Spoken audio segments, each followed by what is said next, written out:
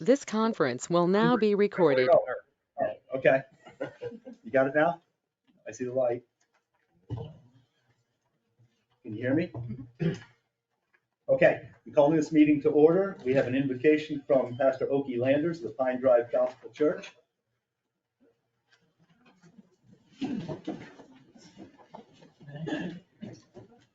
Let us pray. Father, we humble ourselves before you this evening at the outset of this city council meeting. Father, we acknowledge you as the most high God, the one true God, the God who is really there, who ruleth over all. You do your will in the armies of heaven, among the inhabitants of the earth. None can stay your hand. Of you, through you, to you are all things. In you we live, move, and have our being. If you will, we will. Man does not live by bread alone, but by every word that proceedeth forth out of your mouth. God, that is you. And Father, as we come to the meeting this evening, we first give thanks for our Surfside community, for the favor that you've shown us, for the blessing that's been upon us. And Lord, we thank you for the leaders that you've given to lead this community. Lord, we ask your blessing upon them. We ask your blessing upon their leadership at this meeting this evening. And Father, we ask you to continue to bless this community. But Lord, above all, and especially in this season, we give thanks for your love. We give thanks for the gift of your only begotten Son, our Lord, our Savior, Jesus Christ, and the so great salvation that he accomplished for all who believe in him. And it is in his name, that most holy name, that name that is above every name, that we pray these things this evening. Amen. Amen. Before we move on to the pledge, as this is our very first meeting of this council, I'd like to add my own prayer. Father in heaven, from whom all good gifts come, please lead us. Borrowing from King Solomon, who can govern this people of yours in Surfside Beach? Surely not the seven gathered at this table, not without your blessings, your guidance, and your wisdom. I ask that you bestow these upon us so that we have eyes to see what is going on in our town, ears to hear the voices of our residents, businesses, and administrative staff, clear minds to fully understand the implications and ramifications of the issues we consider and the decisions we make, and the heart's strength and courage to always do what is right and true to the glory and honor of your Son, our Lord Jesus Christ. Amen. Amen. Pledge allegiance to the flag of the United States of America, to the republic for which it stands, one nation, under God, indivisible, with liberty and justice for all. Thank you. I'll now entertain motions relating to the agenda. Mr. Mayor, I'd like to cancel the executive session since our leader, Mr. Vincent's under the weather and not here, and most of it pertained to him. So, Mr. Mayor, I'd like to add that he sent us an email saying that Mr. Bruchette knows all about the particulars, and I didn't get that email. I'm pretty sure I got it. Let me look. Mr. Bruchette? Yes, from my understanding of the issues that were placed on the agenda for executive session, I am prepared to present that to council. Okay, it's on contracts. Okay. That's right. Then You want to remove my You're going to withdraw the motion? Okay. Any other motions relating to the agenda? In that case, we'll move on to item 4, minutes approval. Do we have a motion to approve the November 14th regular meeting minutes? Mr. Mayor, I make a motion to approve the regular meeting of November 14th. Mr. Mayor, I second the motion. Thank you. All in favor? Aye. Motion carried. Public comments related to agenda items.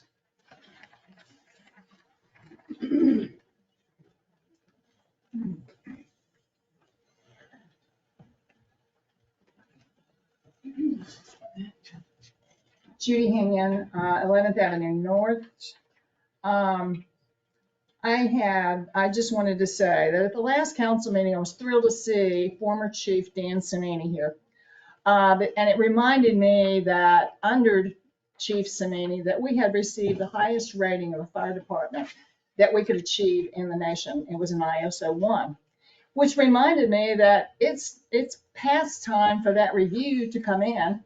And I was glad also to see that on the agenda tonight, we got a report from the fire department, and would be great if the residents could be updated on the ISO standards and the inspection update to this point.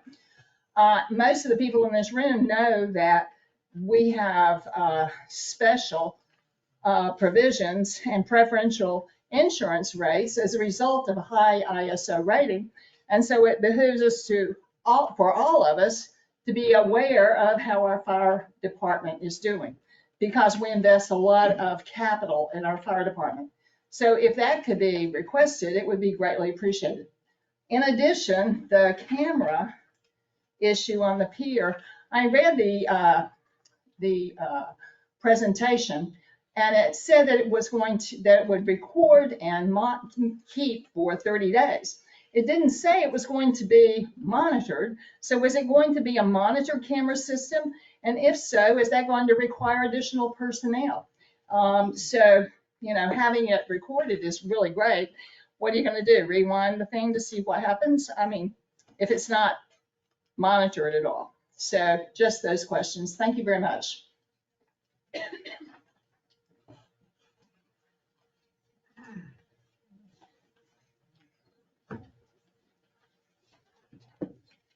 Good evening, Council. Mark Lazarus, owner of former Wild Water and Wheels property here in Surfside Beach.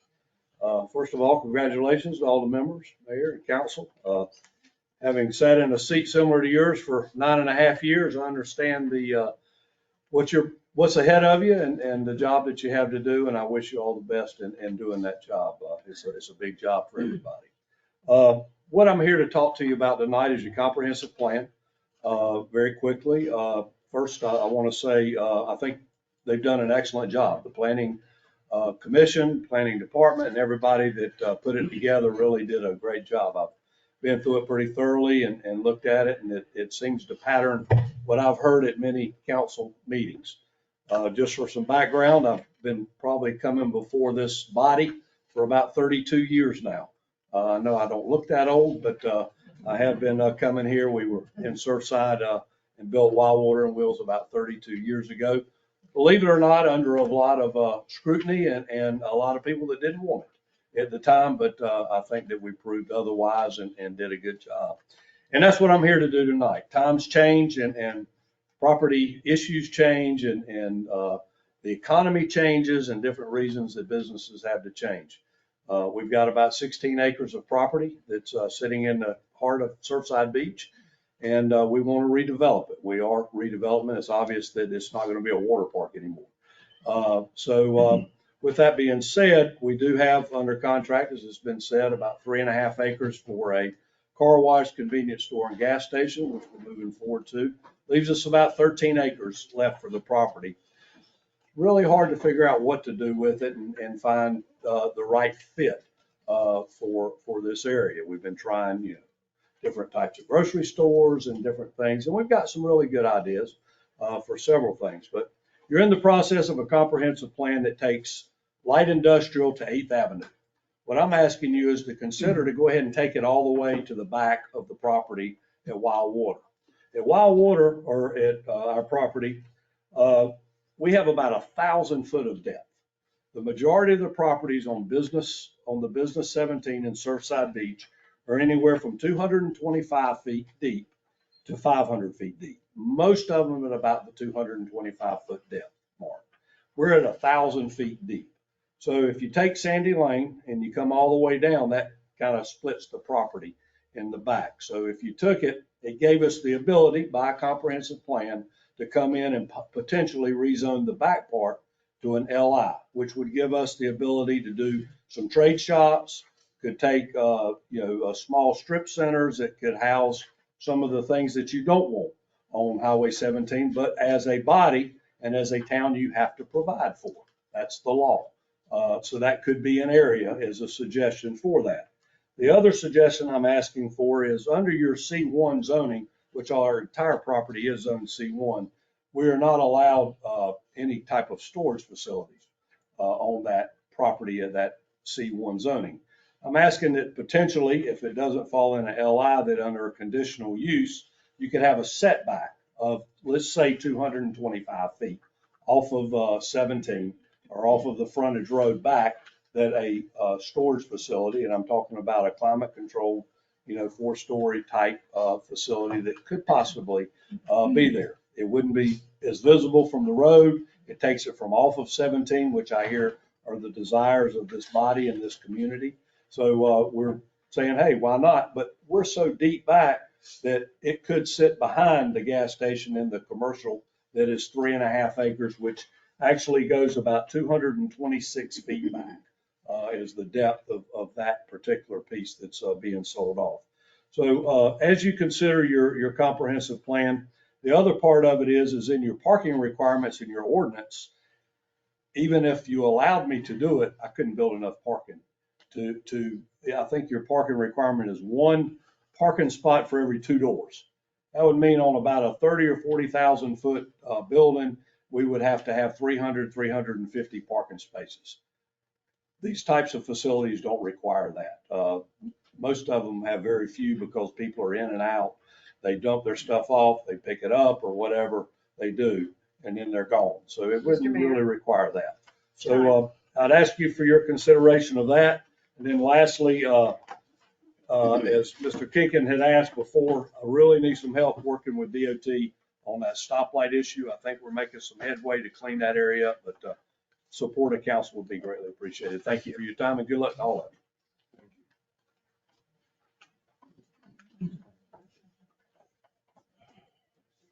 Veronica Collins, 713 Ocean Boulevard North. Good evening and congratulations to all of you. And I know you're going to have a wonderful time being of terrific service. Relative to planning and zoning is why I'm standing here, but this kind of overflows. So for your consideration, government buildings don't generate income. So they really should not be located on prime real estate. The east side of 17 is more valuable than the west side of 17.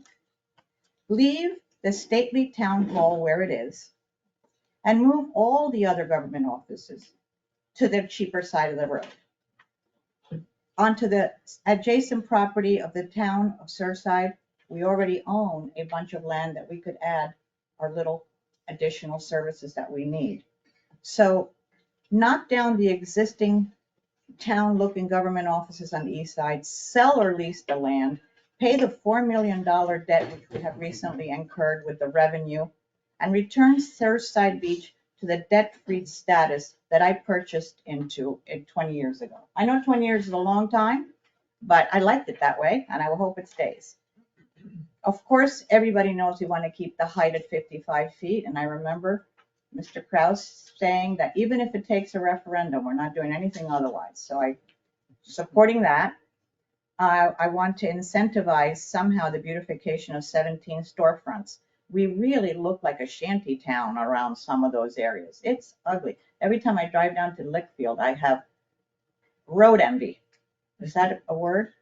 In reference to the administrator, who I'm sorry to see is not here, and I hope for his quick recovery, please let's cut the red tape and massive amount of regulations that has made Surfside Beach the nightmare of contractors and has turned this 1.94 square mile beach town into a totalitarian state. Let's take a chill pill on that and become what we are, a small, wonderful little beach community. For our, again, this is for, sorry, Gerald, I know you're here in spirit. Adopt an attitude of service in our public servants. How can we help make your project work? Not how can we block you at every turn. Friendliness, kindness, you know what I'm talking about. Friendliness, kindness, and helpfulness should be the first priority in hiding. This is a personality trait. Some people will never be able to get it if they don't have it to start with. It has to be discerned at the hiring point. Again, Carol, Incentivize with bonuses for employees that demonstrate these positive attitudes. Please analyze the need for the number of police officers and vehicles a small town currently has and restrict officers from giving themselves raises.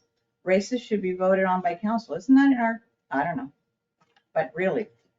Minimize executive sessions to comply with the town's regulations. Basically, executive session should Mr. be. Mayor, point of order, this is nothing related to the agenda. It Oh, needs to be brought in at the right proper time to talk about that, sir. Okay, well, I'm That's done, but true. it was kind of around the planning thing with the building across the Yes. street. And and just to end up on that planning bit across the street, some of us will argue that it might be difficult for elderly to cross 17 to get to town hall. The majority of residents visit town hall one time per year to get a parking decal. This could be solved by putting the decal office in the fire department, which is on this side. By the way, I have copies of this if anybody wants it up there. Yes, no? Okay, no. We will throw it Take out. the copy. Thank you, Sharon.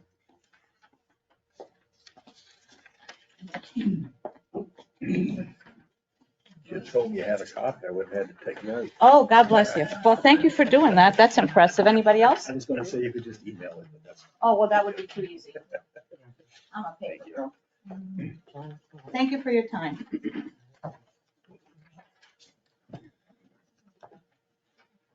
Any others? All right, thank you for that. We're going to move into item 6, communications, and we'll begin with the peer update from Zane Peterson of Collins Engineering. Good afternoon. All right, so I'd sent this morning, the meeting minutes, as of this morning's meeting attached with the schedule that was provided, last week by consensus. So to be short, before we open up to any questions or anything, right now, the projected completion is January 1st, 2024. That's what we're aiming for as of this morning. I was told that everything was on schedule. The main two things, as everyone is aware, are the railings. Both sets of those railings right now are at the coating facility. They have been refabricated completely and are having their original coatings placed back on them. That currently is scheduled to be reinstalled in a week. So those they're going to come in sections. They're not going to be all at one time because they, for the most part, were sent back to the coater in sections. So as those are completed, those will be put up there. Just some smaller things going on right now. Additional fire devices being changed out. Some of them have some faulty, what's called a driver in a receptacle. A lot of those kind of cut out. So that test has had to be repeated 2 or 3 times, but that was supposed to start correction today. So that should be a quick fix. That's not a big delayed thing. Hot topic items, kind of just through the meeting minutes, the schedule. Another updated version will be sent next week. So we've kind of gotten a good habit of that. That's really what's supposed to be sent. It's supposed to be once a week. That's what's in the contract. The additional fire devices, what we just discussed, that's just things that the fire marshal kind of in his last bits of review have found certain things to be changed. OCRM stairs, those are to be inspected tomorrow morning by the town CBO. Mechanical screen trellis, that was received today, just so everyone's aware that will be a facade that is on each side of the building that hides your AC units and everything from view coming up the beach. ADA ramp crack repair, that was a hot topic issue for a couple weeks. That material is on its way. It should be here this week. Pressure injection is going to be used for that application, which is the best possible application for that. See the interior floor slabs. I know that one's been brought up quite a bit. Got 2 things sitting on my desk right now. Those will be sent back tomorrow morning. Those are for the self-leveling compound that's going to be used inside the buildings to ensure that the floors meet their actual specification. Just for record, the floor flatness specification is 25. the floor levelness is 20. The test that was performed a week and a half ago came in at around 9 and 16. So they need to come up. Again, that corrective work will begin this week. That will include both actual application of the self-leveling and some grinding that'll go down. Collins isn't concerned with that. There should be more than enough cover over top of the rebar, 2+ inches, that none of that will affect anything. And then as far as just submittals sitting out, is both of those self-leveling concrete topper and building a mechanical screen attachments. So that really is the update for at least the meeting minutes. Again, the projected completion date for final actual completion is supposed to be January 1st. That can change. We're moving through the thing now where every week we need an updated schedule. So if that does come, you will know that by Monday of next week if something were to switch with that. Punch list inspection is scheduled for, I believe, December 22nd. So that will be our next walkthrough. The only real topic right now that could change that are the monumental stairs themselves. We're going through some items right now, getting those code compliant. The code that is applicable for that is 3/8 of an inch variance between each set of stairs, between the lowest and the highest riser. We haven't achieved that. They're doing some grinding, reapplication, stuff like that to get there. The Consensus Construction is going to measure and confirm all of that prior to having the CBO back out there again. He's come out twice, hasn't passed, so we've kind of put it on them to measure, verify everything is corrected before he comes back out and rejects it again. Did anyone have any specific questions or anything? Mr. Mayor. Is all the brackets and all for the buildings all been taken care of now? Which, For the brackets for the shed or the, correct, yeah, for the end of the pier. yes, Correct. So we did an additional design there, because it kind of changes once the incorrect anchors are installed and then they're removed. You're no longer functioning with as-built construction. So they had to be reanalyzed, but yes, they've been corrected and the correct ones have been put in place. That is all public safety oriented. That's all good to go. and all buildings is been verified to be up to date. Correct. So there's still some things we're working on right now. We had a water test performed at the front of Building A. And that's kind of a test that we put into the spec to pretty much make sure everything's sealed. That's a high pressure test where they spray water at certain openings for a minute at a time, 2 minutes. If there's any water intrusion, something has to be corrected and then redone. The front of Building A didn't pass that test initially. That work has since been corrected. The test has to be reperformed again. So once that is confirmed, then yeah, the building should, for the most part, apart from the level floors. Is this all being done at no cost to the town? Correct. Thanks, sir. Mr. Mayor. Mr. Kinkin? Zane and I have 2 questions. The stairs have been there a long time. Why we wait till August to start measuring them? So there's a process that not only Collins follows, but as the contract administrator, the general contractor has the documents, which means that he's completely liable and fully understands all of his expectations. They're listed to him in 600 sheets. He can look at them at any time. The specifications were there and we allowed them as much time because they informed us that they were correctively doing work as time was going on. And then when we got to the end and those items hadn't been corrected, we were then now under the impression that they were not going to correct them unless we forced them to do so. And the second question, and you may not know this off the Yeah. cuff, when did they actually order the windows and doors?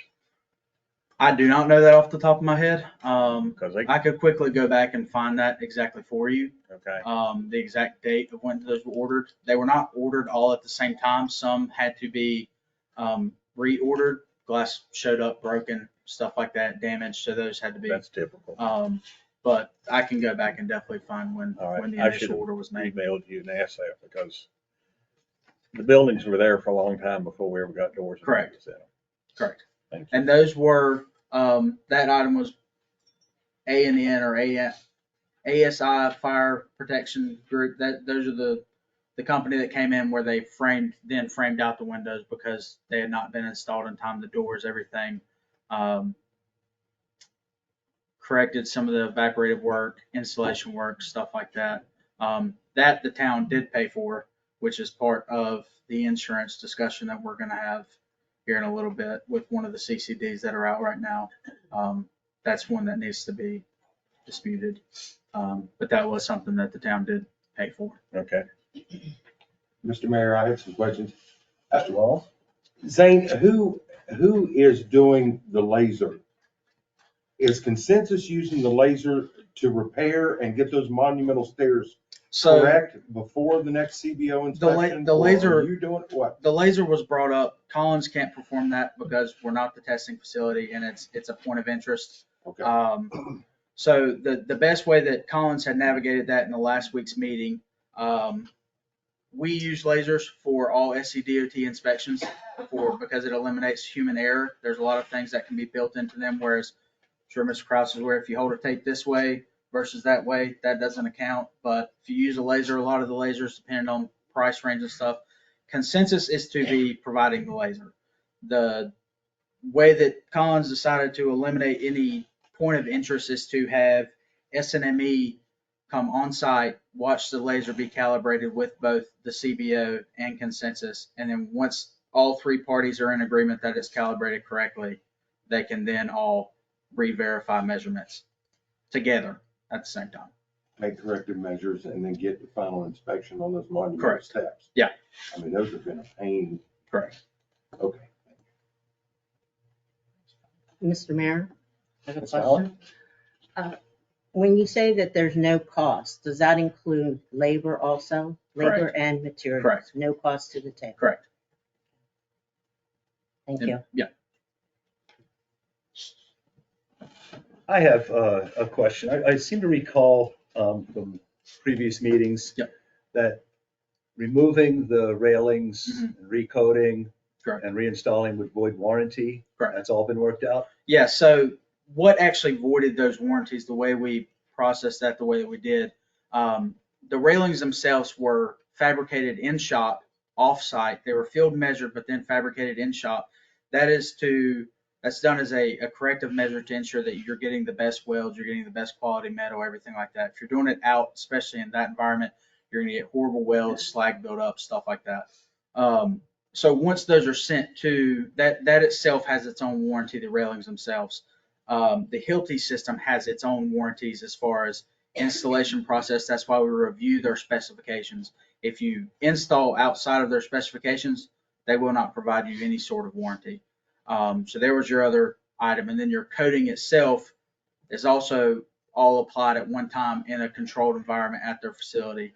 That also specifically said not to be cut, grinded, anything in that manner. So when we went out there and all three of those things had happened in the same time period, you had no warranties anymore. So they, even if we had allowed a certain aspect of them to remain, there were still two other aspects that were going to be void for the town, and you had paid for all of that. So it was best that you got everything you paid for. All right. January 1st sounds encouraging. Too bad we can't do a New Year's Eve Correct. celebration, but Correct. I guess I'll believe January 1st Okay. when we see it. And again, you'll have the updated schedule on Monday. If that's not received, you'll know that it was not received. If it is, you'll have it first thing that morning. And it's good at this point that we're getting weekly updates. Correct. Mr. Mayor, one other thing before. Mr. Staney? Nate, would you inform these people when the completion date, the last completion date was on this pier? So the last final approved completion date was May 2nd, 2023. That was, just so the public is aware, there's a process that is followed for that date to move. There's an amount of information that has to be provided to Collins and LS3P for that date to be allowed to move. The main reason that date is why we are where we are now. The last, up till that point, the last final completion date was April 16th. We received a Hurricane Ian claim April 17th, one day after we were supposed to hit substantial completion. I think Consensus at the time had claimed almost 120 days of delay from the hurricane. We couldn't ever get the information that was needed for that.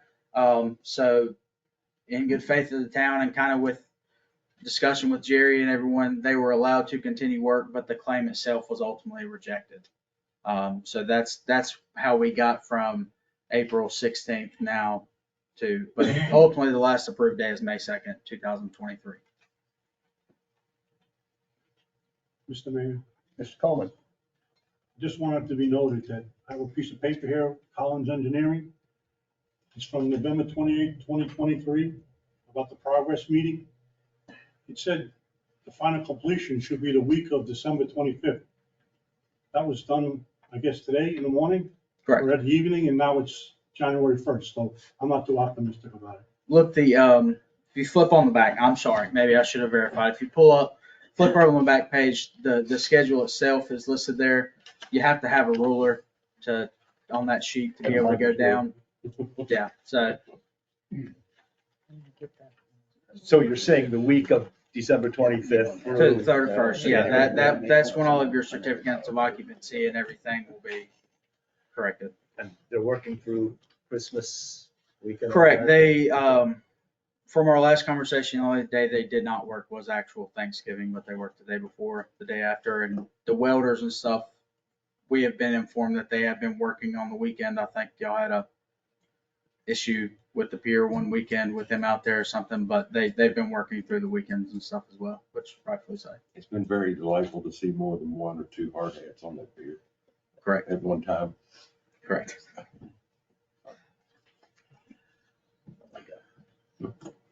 Are there any other questions? Thank you, Mr. Peterson. Yes, sir. Thank you, Zane. Thank you. All right, the next item is proclamation 23-140 for Arbor Day. I learned something here. I thought Arbor Day was in the spring, and South Carolina has its own Arbor Day. So proclamation 23-140, Arbor Day, December 7th, 2023. Whereas in 1872, J. Sterling Morton proposed to the Nebraska Board of Agriculture that a special day be set aside for the planting of trees, and whereas the holiday, called Arbor Day, was first observed with the planting of more than 1 million trees in Nebraska, and whereas Arbor Day is now observed throughout the nation and the world, and whereas trees can reduce the erosion of our precious topsoils by wind and water, lower our heating and cooling costs, moderate the temperature, clean the air, produce oxygen, and provide habitat for wildlife. And whereas trees are a renewable resource giving us paper, wood for our homes, fuel for our fires, and countless other wood products. And whereas trees in our town increase property values, enhance the economic vitality of business areas, and beautify our community. And whereas trees, wherever they are planted, are a source of joy and spiritual renewal. Now, therefore, I, Robert Kraus, Mayor of the town of Surfside Beach, do hereby proclaim December 7th, 2023 as Arbor Day in the town of Surfside Beach, and I urge all citizens to celebrate Arbor Day and to support efforts to protect our trees and woodlands. And further, I urge all citizens to plant and care for trees to promote the well-being of this and future generations. Dated this 28th day of November, 2023.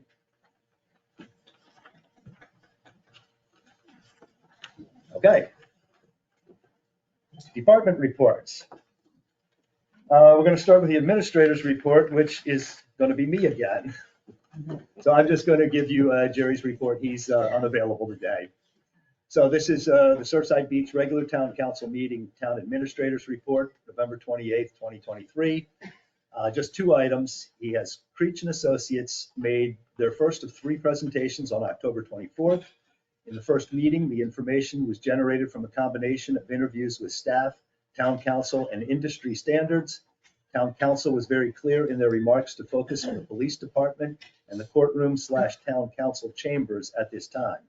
The next presentation will indicate that town hall will remain as is, a few changes/modifications to the needs of town hall, police department, and courtroom chambers, and 3 different scenarios/options regarding locations. The third and final presentation will indicate town council's modifications, cost to build, and financing options. And then the second item is the tentative fiscal year 25 budget calendar has been prepared and is attached in your packet, our packet. The finance director has begun soliciting input from town departments regarding the accommodations tax submittals, and they then will be forwarded to the ATAX committee for review and recommendations to town council. The budget process is a lengthy process that begun November 17th and will end with a final approved adopted new budget that begins July 1st, 2024. And that is all we have from the administrator. Obviously, you can't ask any questions because I can't give you any more than what he said. Mr. Mayor, can I make a comment though? Ms. Fallon? Yes. I'm a little nervous about it saying the third and final presentation. This was before I was on council. That presentation, there was several changes that the previous council came up with. I hope we're more open than third and final, because there was a lot of requirements on there that was not necessary. Oh, I got a mic now. Whoa. I got a big mouth anyway. But I really think that we need to ensure not to say final, because there was a lot of items that were on that presentation that involves dollar signs to me. So I just hope we move forward very cautiously. Well, I'll ask any other members of council if they want to speak up, but I believe the three presentations refers to the contractual obligations with Creech. No. Is that the way you guys understood it from before? That is exactly the way it works right now. And the second one is gonna come up that we haven't had yet. And that's gonna tell us Okay. pretty much, here's your options, which ones you want, and then they're gonna take it, price it. Give us some budget numbers. There will be a plan presented to council and the town. It ain't just gonna be council. There will be a plan for everybody to look at as they come forward with this project, to look at and make suggestions for these things. It ain't just gonna be left up to council to make these suggestions. But they will be, we obligated with three parts to this thing when we obligated Creech and Associates to do. But they will be more on it than just this next time and vote on it. That won't happen. All right, thank you very much. Moving on with the department reports, fire department from interim chief Carter. Mayor, council, staff, citizens, good evening. The report you have in front of you is the October 2023 summary. On the first section, we talk about the incident summary. So far for the year, we've run 1,223 calls. We're up 20% from 2022. Just in the month of October of 23, we ran 130 calls. We're up 44% from the 90 of 2022. I want to thank council, Mr. Vincent, directors, and other staff members for their support during my time as the interim fire chief. I look forward to moving forward in a professional manner to build a more solid team within our community. I'm still working on with Ms. Adair, Ms. Sabrina Adair, in the permits department, and Ms. Jenkins on the signage for the station, and also working with other chiefs to maintain good working relationships with our surrounding communities to protect our town of Surfside Beach. Also, as you see in the report, I've updated your grouping of the shift operations down to the main categories and numbers to be more transparent with the information. Section you see under this here is our inspections. Total inspections for the month was 50, 151 violations. 72 of those violations have been corrected. The next page, you'll see the monthly report for A shift, which is under Captain Kevin Wilbank. You can see through the training hours, shift, pre-plans, EMS training, multi-company training, and the other outside training below at the bottom. Next page is going to be B shift, which is under Captain Josh Newton. You can see the same information that they have completed training, inspections, pre-plans, and so forth under that, and outside training for the number of hours and number who attended. And the third shift, it's a C shift, headed up by Captain Chauncey Kelly. You see the same information from him on that same page also.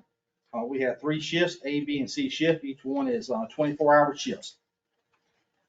And the next page will be the Keith Williams, who is our full-time fire marshal. You see the number of inspections and the number of hours he did in the inspections. Any type of outside training he's attended, and also other training that he has attended in other events he has been part of with the town of Surfside Beach and our surrounding community. Any questions? Nicely done. Mr. Mayor, Mr. Coleman. as I was going around campaigning, first of all, I want to say, being a next first responder, I'm big in the fire department and the police department. Yes, sir. And as I go around campaigning, people are concerned about the fire department. And as the lady came up for our ISO rating, and I'm very concerned too about our manning, our manpower. Yes, sir. So I came and spoke to you and we went over what your manpower is. I really don't believe the people in town really know the lack of manpower we have. And I think even some people on council don't get it.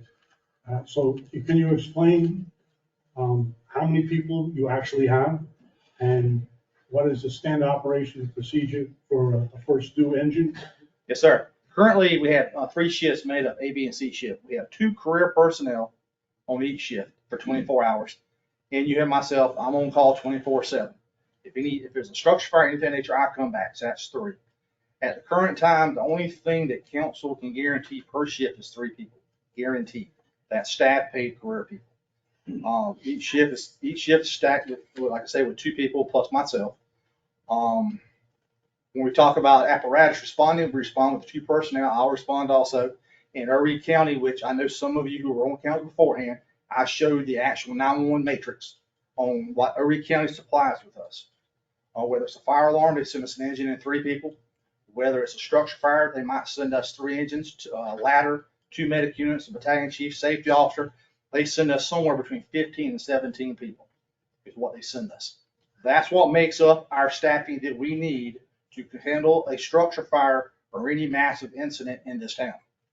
And I've expressed in the past, this goes beyond structure fire. So we have a hurricane. If we have something major, a hurricane won't be specific just to Surfside Beach fire 1.96 square miles. It's going to affect all other departments in our area. So where do you pull the staffing from?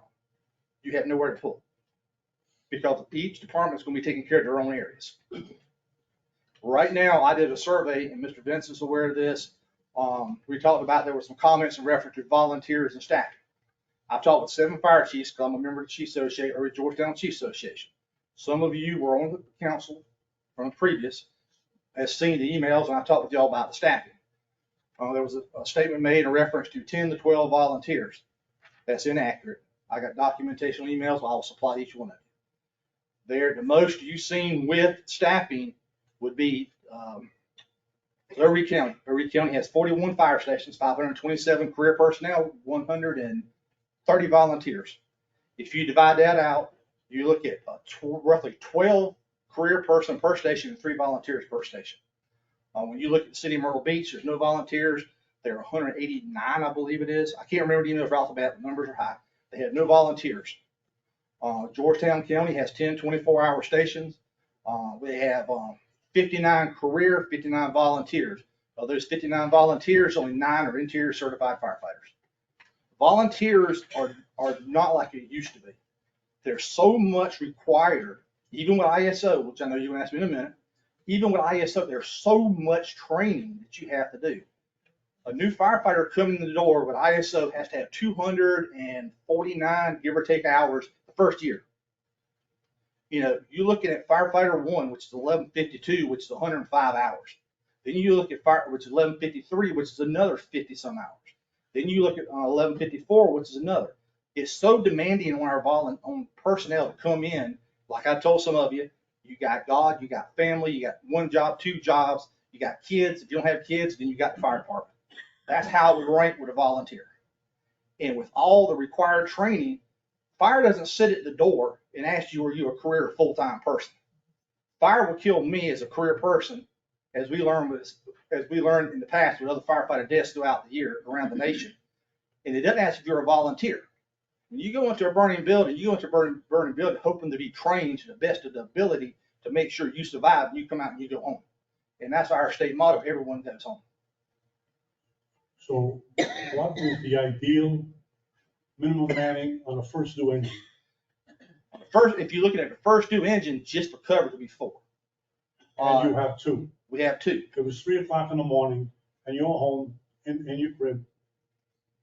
There's 2 firefighters going to, and what can 2 firefighters do? Well, you have your first driver operators, we pulling the lines, throwing the ladders, getting ready for battle. Your incident commander, which is your riding officer, is going to be doing a 360, killing the power, doing the utilities and so forth, and radioing in what the next units need to be doing. I'm trying to get you to emphasize that all you're gonna do with 2 firefighters is hook up the truck, hook up the engine and pull some lines. There's Yes, gonna be really no attack. There's gonna be really, I mean, you guys are dedicated and people who do this, they do it for, I don't know, it's crazy. But you, two might go into that fire with no water support to rescue someone. That's a possibility, right? It's 2 in, 2 out as the No, but you procedure. only have 2. But you only have 2, if you can see a victim inside the door and go straight to that victim and grab them and come out, that's the only way you're supposed to go past the 2 in, 2 out. And that's how I've been trained. And the next engine or ladder is going to come from either Scipio Lane or, if they're not on a job, Correct. Scipio Lane or Dick Pond Road That's correct. or Garden City, Myrtle Beach possibly. Our first right now, if all, let's just say we got a perfect world today and we get a structure fire, 2 people from Surfside, it's going to be 4 to 6 people from Scipio. It's going to be another engine, a squad and a ladder from Erie County Station 1 with socket P. You're going to get 6 to 7 personnel off of that possibly. You get Myrtle's Inlet with hopefully 3 off the first due engine. That's going to be your first roundabout, plus 2 on the medic crew, 2 on the basic unit, myself and the battalion chief from the county and the safety officer. But they have to respond from that location. That's correct. They're not within a mile of within this town. That's correct, sir. And I believe you're using, or somebody's using the numbers of the 2 ambulance crew, they're firefighters from Horry County. They use our facility and the numbers are being, I don't know, nice word to say, finagled, to say that there's 4 firefighters showing up and it really isn't. Not to my knowledge of that. No, So you sir. only have 2 firefighters. That's correct. At 3 o'clock in the morning. Exactly. When things get bad in the middle of the night because people don't realize it's happening until it's too late. Nobody's riding around reporting. That medic unit is not a guarantee to be here. That medic unit might leave here at 8 o'clock in the morning. You might not see them again at 10 o'clock at night. Okay, I just want to emphasize. Yes, sir. that I understand. There's only 2 firefighters here. And when they get to the fire, in the middle of the night, they might not be able to do anything until the next engine arrives. That's correct, sir. And you don't know how long that's going to be. Yes, sir. And the fire can be fully engaged when that second due comes, because nobody reported it until it was too late, because there's nobody up. That's correct. Mr. Mayor, Mr. Stamey.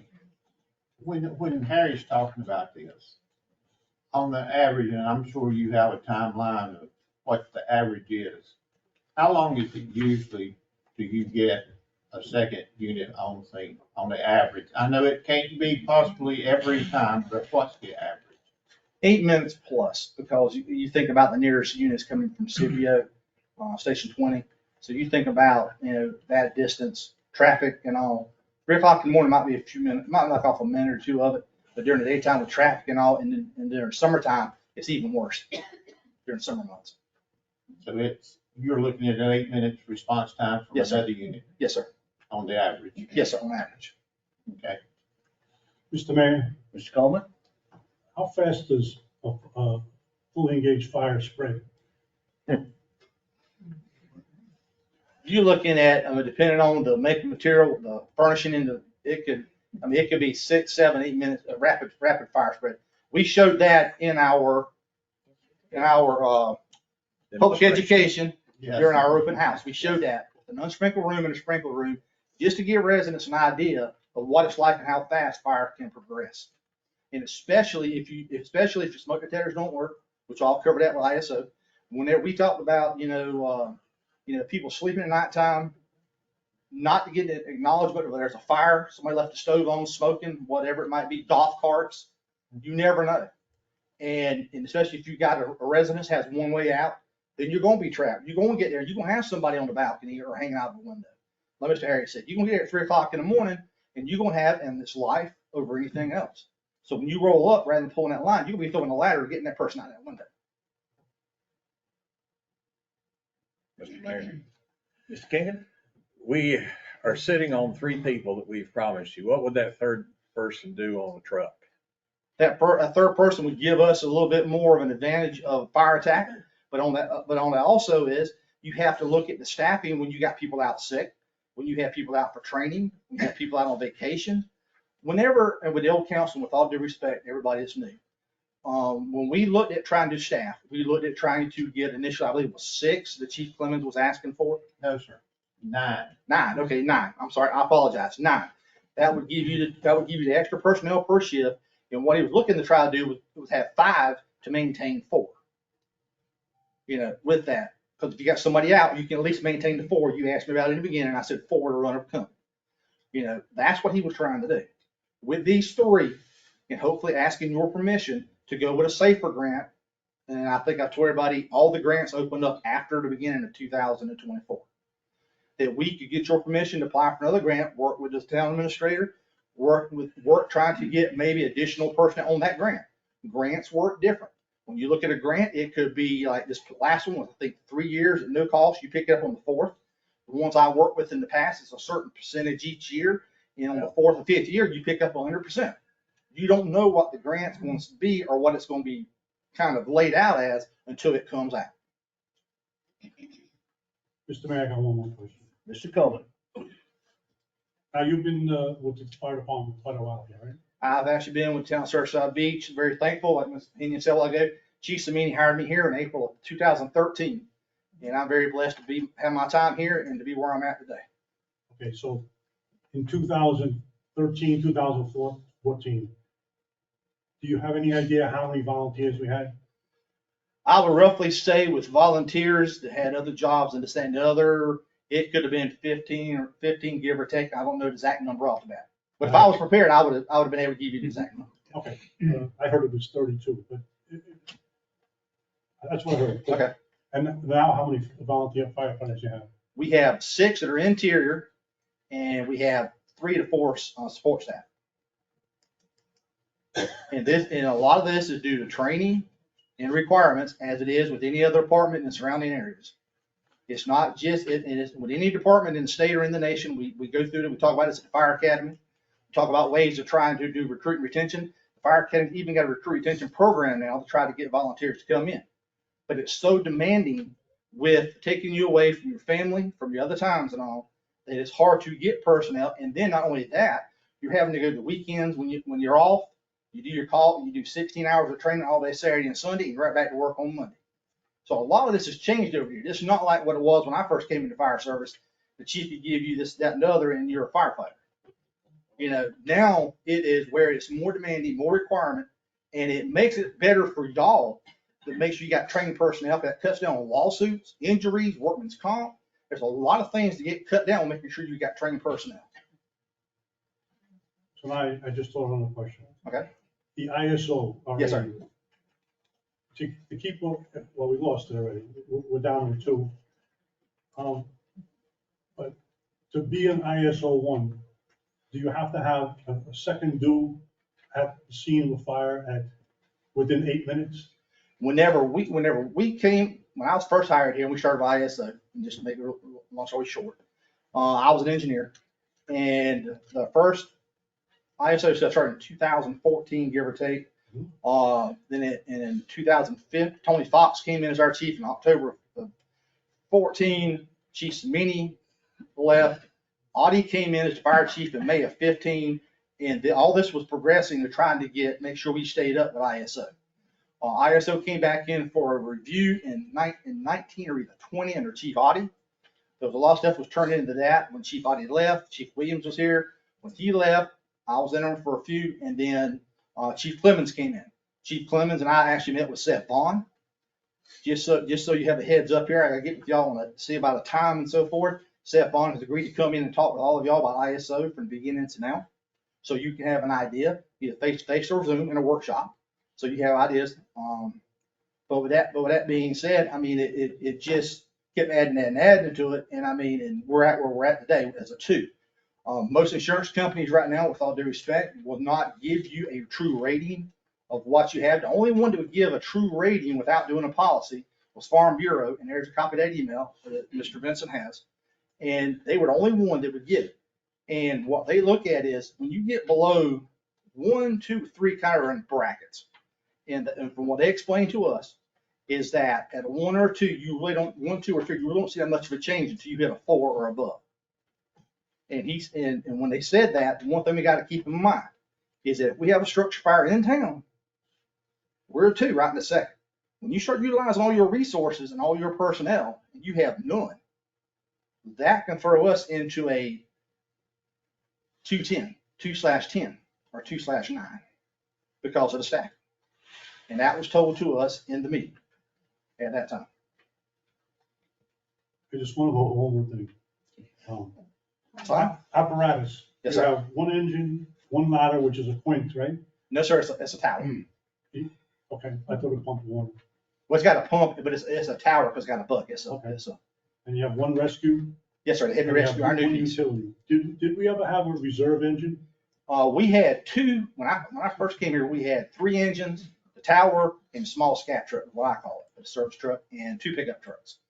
Whenever we got the new rescue, which is a 2019 Ferrari, the other 2 pieces were sold, which I come in one day and they were gone.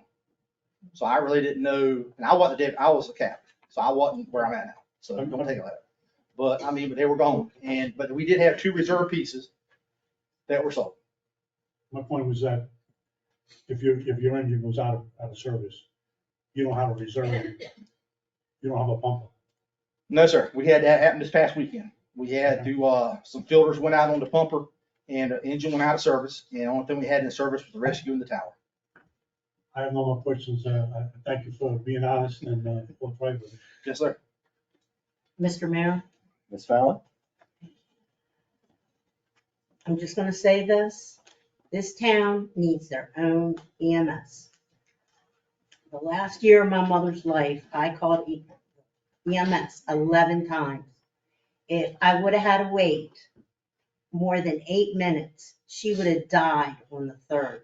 So we're not serving our citizens in this community. We need our own EMS and we need to get back up to this rating. And there's just no reason for it. So I appreciate your presentation. We asked you a lot of questions, but that's how we learn and that's how we get things accomplished. I would like for each one of y'all, with all due respect, come. I know 3 of you have been in there, seen the rundown of how we run, our call response and so forth and all. I mean, you're more welcome to come in. I'll show you everything. I've got a presentation already put together, which some of you already seen. I mean, I'll be glad to show you, answer any questions. I have no reason to, I'll tell you the truth. Thank you.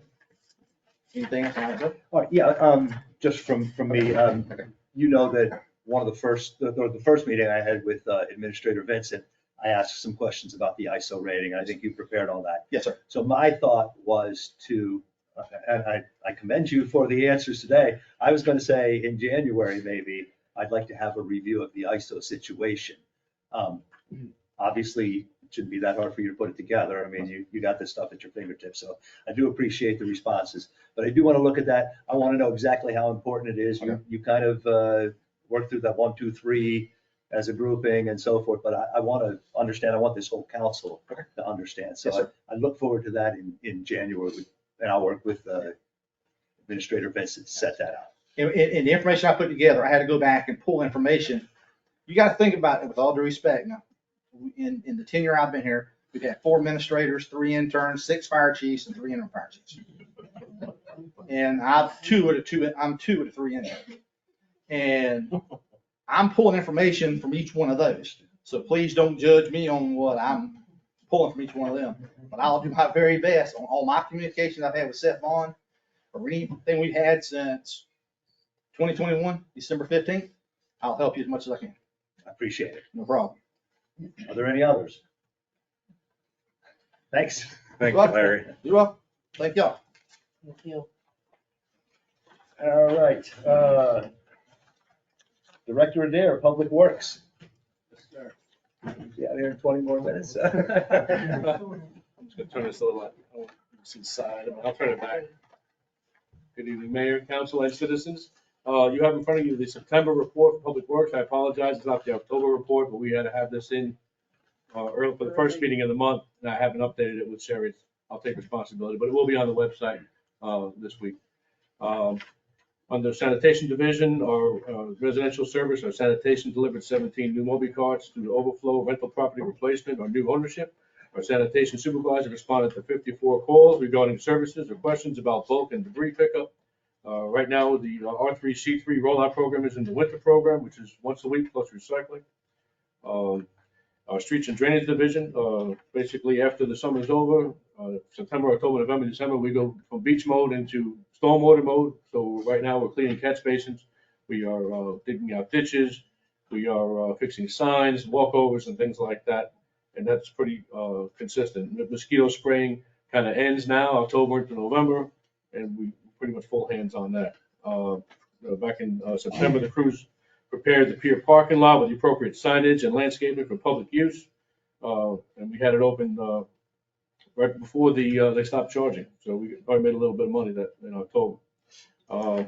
Under our grounds division, crews did prepare and clean up after the Surfside Drive Family Festival in October. Crews are performing maintenance on fountains and aerators right now. They're still spraying the lake for aquatic weeds. And as you've all seen, the grounds people have been busy since November 1st putting up Christmas decorations throughout the town. Under fleet maintenance in September, our mechanics completed 66 repairs on vehicles and equipment. In addition, 15 vehicles received preventive maintenance from the fleet division. If anybody has any questions about the monthly reports or the monthly duties, please ask. I look forward to meeting all the new members individually as well. Yeah, we've got to get the schedule on that. Yeah, Jerry says we're gonna schedule it. Mr. Mayor, Mr. Coleman?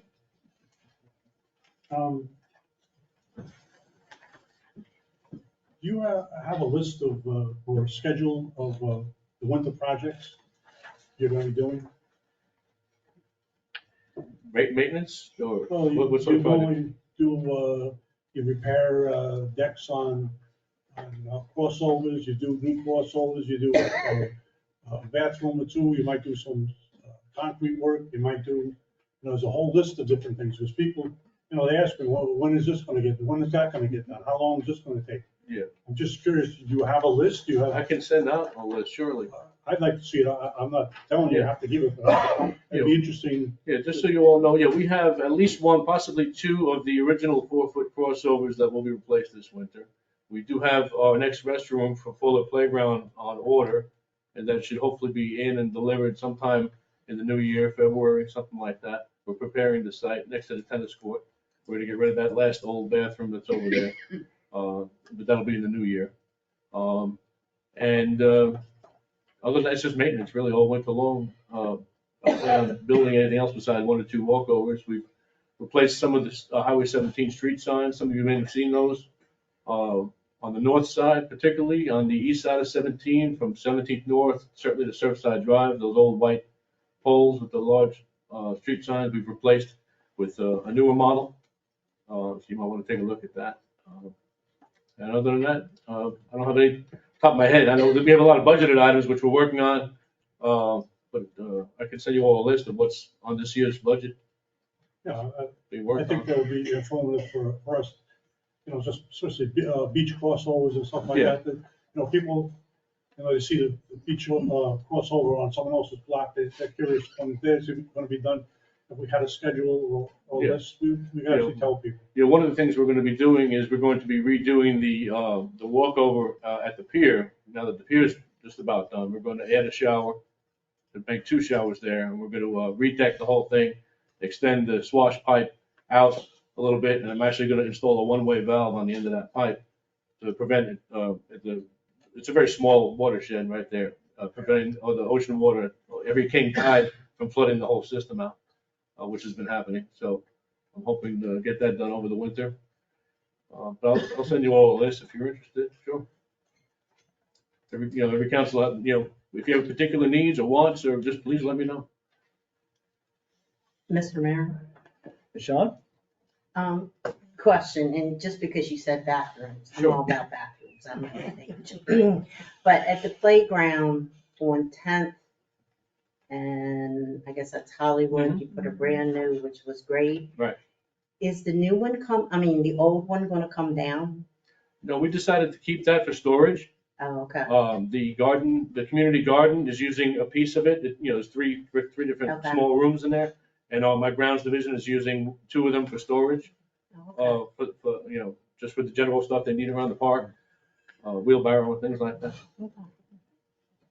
Yeah, we couldn't place normally we just demolished the old one. Mhm. But in that particular case, the old one was built in place, block by block, under the water tower. So, the new ones have to be craned into place, so it wouldn't have worked in the same spot. So we had to find a new home. So it was really some good utility to use that as just a storage room. I was in it when the smoke started, when the water company was testing. Oh, goodness. And I was in there with a toddler. Yeah. Thank you. Yeah, all the rest of them have been demolished. Mr. Mayor. Mr. Kinkin? John, pardon, but something tells me that we approved a section of road sidewalk around Elizabeth Lake, there on Cedar Drive. I didn't look it up, it dawned on me. Is that something we did do? No, it's been talked about for years, and certainly DOT would let us build it. It's a DOT road. Okay. But it's been brought up in a couple of different budget sessions over the last 5-6 years, but it's never been budgeted. Okay. All right. I got a price for it maybe 5 or 6 years ago, something like that. It was in the $20,000-$30,000 range to do that one block then. So Okay. I'd have to get some new quotes if that was something that you all wanted to budget for next year. All right. Any others? Thank you. Thank you. Thank you, John. Okay, we're moving into planning, building, and zoning. The other director, Adair, who is not with us, so my turn again. Planning, building, and zoning department, director's report, October 2023. Business report, code enforcement has 49 complaints/violations in the month of October. These complaints range from signs in the right-of-way to construction work being performed without a permit. Permits issued increased from 112 in September to 128 in October. There were no new construction projects issued in October. Inspections were held close to the September number, September 88 and October 89. These inspections do not include inspections performed at the pier. I assume advertising will begin shortly for all open positions in the department. This will help prevent any delays in permitting and prevent any violations from occurring through floodplain management. And I'm not going to read the number of permits per year or the permit fees or inspections or tree inspections. And obviously no questions. Okay. We move on to the police report with Chief Hoffman.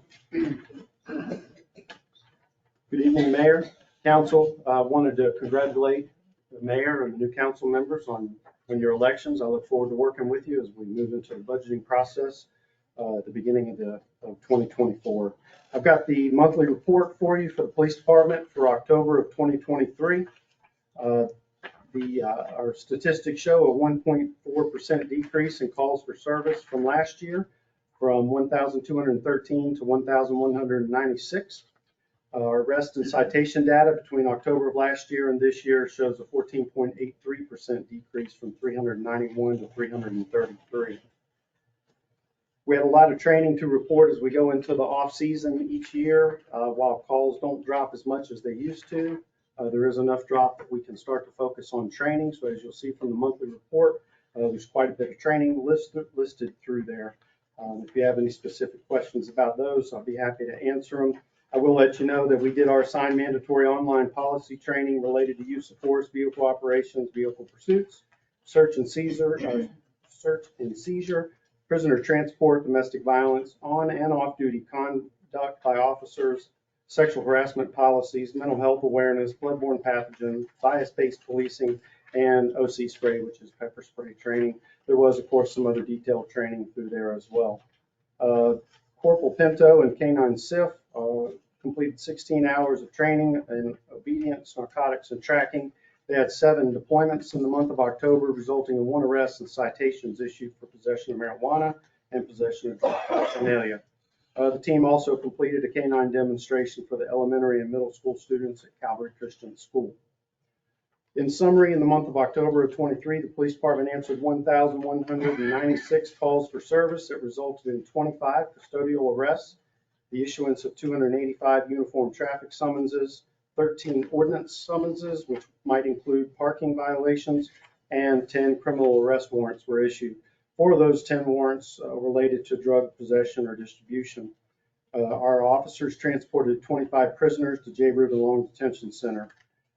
Also in the month of October, officers issued 249 written warnings in lieu of uniform traffic citations. I mentioned in the report and wanted to bring it to the community's attention and also council, specifically for the benefit of the new council members.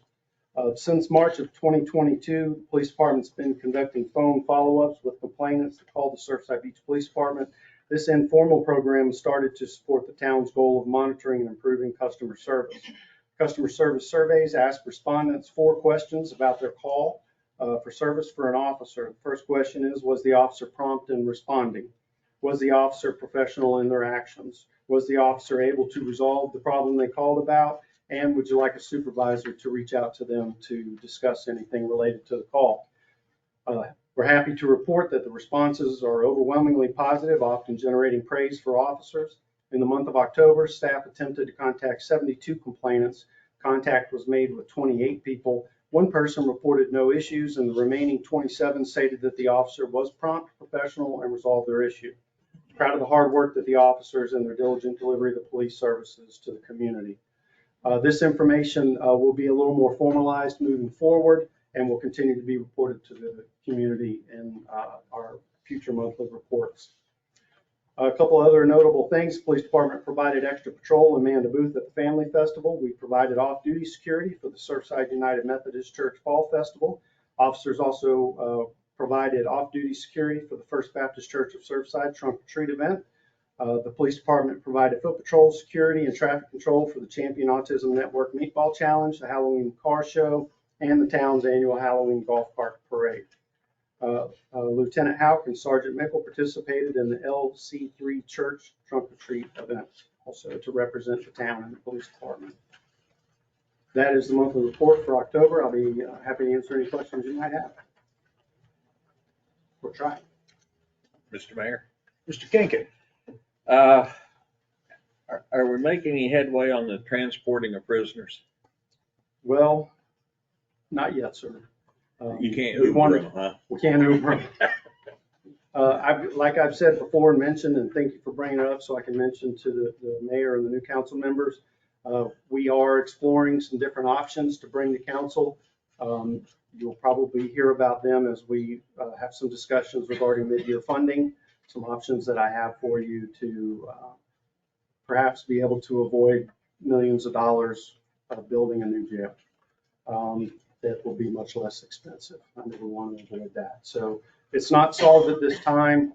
As you can see, 25 times in the month of October, an officer had to transport a prisoner all the way to J. Reuben Long Detention Center, wait some time for that processing to occur, and then drive back. So that was a period of time that one police officer was not available to answer calls for service in this town. So It's unplanned, so there's no way, yeah, exactly. Yes, sir. There's no way to plan for when that's going to happen and have extra staffing on board. But I think I've got some creative solutions that I'll bring to you that will be cost effective and help us as we discuss budgeting. Mr. Mayor. Mr. Stamey. Kenny, for the new members, kindly explain what happened. We used to transport prisoners to Myrtle Beach. Correct. We had an agreement with Myrtle Beach to take our prisoners, and that agreement has went away. Yes, So we are transporting prisoners instead of to Myrtle Beach. As some of you may not know, we have to go away to J. Reuben Detention Center now to take our prisoners. We can't house them here in town. But I wanted them to know that they are an officer that has to go that much more distance every time they're a prisoner resided or arrested or whatever. yes, sir. Mayor and council, when we closed the jail, the municipal jail here in Surfside Beach in 2019, we closed it to represent a savings of between $600,000 and $700,000 a year in staffing that it would cost to properly staff and DOC compliant staffing to run a jail full time. So we contracted with the city of Myrtle Beach at the time to, instead of having that cost, to transport our prisoners to Myrtle Beach, and they would house our prisoners until the sheriff's department would pick up from them. The sheriff's department provides complimentary transportation from the Myrtle Beach Police Department to J. Reuben Long, but that's a deal that they have. So we were kind of riding on their coattails with that for a very affordable price. We originally budgeted about $15,000 a year, which was a big savings from $600,000. But it ended up costing us probably about $6,000 a year to take our prisoners to Myrtle Beach instead of J. Reuben Long. Fuel wear and tear and loss of manpower to be able to do that was a really good savings for the taxpayer. But Myrtle Beach Police Department, like agencies across the country, are facing significant staffing challenges, and they simply do not have the manpower in their jail to be able to support housing additional prisoners from outside agencies. So they terminated the agreement that they had with us and other agencies as well. So now we transport each one of our prisoners, each person that we arrest must be transported to J. Reuben Long Detention Center. Thank you. Yes, sir. Mr. Mayor, Mr. Wallace? as just a clarification, during the Creech and Associates, you and I visited a little bit about this. Yes, sir. The Creech and Associates evaluation of your needs Yes, sir. going forward, you did not formally request holding cells I did not. as part of your new facility. No, that was something that was brought up because it was timely about the time that we got notified that we weren't going to have access to that anymore. Right. And I think Administrator Vincent, rightfully so, suggested that they explore the option of, if there was a new facility built, to incorporate the holding cells. That's a very, very expensive part of any public safety facility because of the heavy duty requirements and security required to be able to house prisoners. We are what was considered a 6-hour holding facility in the state of South Carolina. So we were only permitted to hold prisoners for 6 hours. But the facility itself must be built to the same standards as a regular jail. It just wouldn't have a kitchen or, clothing facilities and things that you have to have if you jump up to what Myrtle Beach is, which is a 72-hour holding facility. They have infinite more costs than what we even faced at the time. So I understand why it was put in there, and it's certainly something that the council, from input from the citizens, could consider. To have a jail here in town, it would be much more convenient, much safer for our officers, and keep our resources here in town. And if we had a facility, we could probably start accepting prisoners from other agencies, and then we would get the transportation from the Horry County Sheriff's Office. That's the deal. But I know that it's very expensive. So maybe we have some other options that we could consider, some staffing options that, I'd love to have a workshop with council to discuss some of those options, or we can discuss it as we go into the budgeting process. Yes, sir. Thank you. Mr. Mayor, Mr. Coleman? since you mentioned manpower, can you quickly just go over, when I first went to talk to you, I thought you had 25 people. And I think a lot of people in the community think you had 25 people. Can you just go through your list of exactly how many people you do have? The police department is organized and approved for 20 sworn police officer positions. We have one part-time police officer position, Officer Regan in the back of the room, who helps us keep your council meetings secure and helps us with court dates and warrant services on the weekends and very many other things to help us out. so that we have that one part-time officer position. You are one of the few communities left in the area that has your own dispatch. So I think that's a valuable service that the citizens certainly appreciate. The dispatch is currently staffed for 4 full-time communications officers and 2 part-time communications officers and an administrative division. Might be sometimes where people get the 25 impression from would be maybe the 20 officers and 4 communications officers. Maybe, I don't know. Can you just break it down, those, the different ranks and how do you have in each? Yes, sir. Well, there's a chief, a captain. We have 1 lieutenant, 3 sergeants, 6 corporal positions, and 8 full-time officer positions that make up the uniform patrol. And you have an investigator. We're slotted for 2 investigators. We have 1 right now. That would be 2 of the corporals. I thought There's 6 corporals and 2 are investigators. They're investigator corporals. And you have a property officer too, correct? A what? A property officer? Yes, sir. That's our evidence custodian. Are they law enforcement or are they? That's a civilian position. Just one more question. So far this year, how many people have left your department? I don't have that number right in front of me. We would surprise you that there's 16? Yeah, I don't think that would be correct. But after the meeting, I can show you the list. Okay. Just trying to figure out what's happening with people, where they're going. It's rough when you have officers that don't stay very long. They don't learn the neighborhood and what's going on. I agree. We need to find out what's going on. I'd be happy to entertain any discussion that anyone would like to have about that. We can circle around to what statistics show. And remember that last year there were 5,000 open positions in South Carolina, law enforcement positions that were unfilled. Every department in the country right now is struggling with staffing.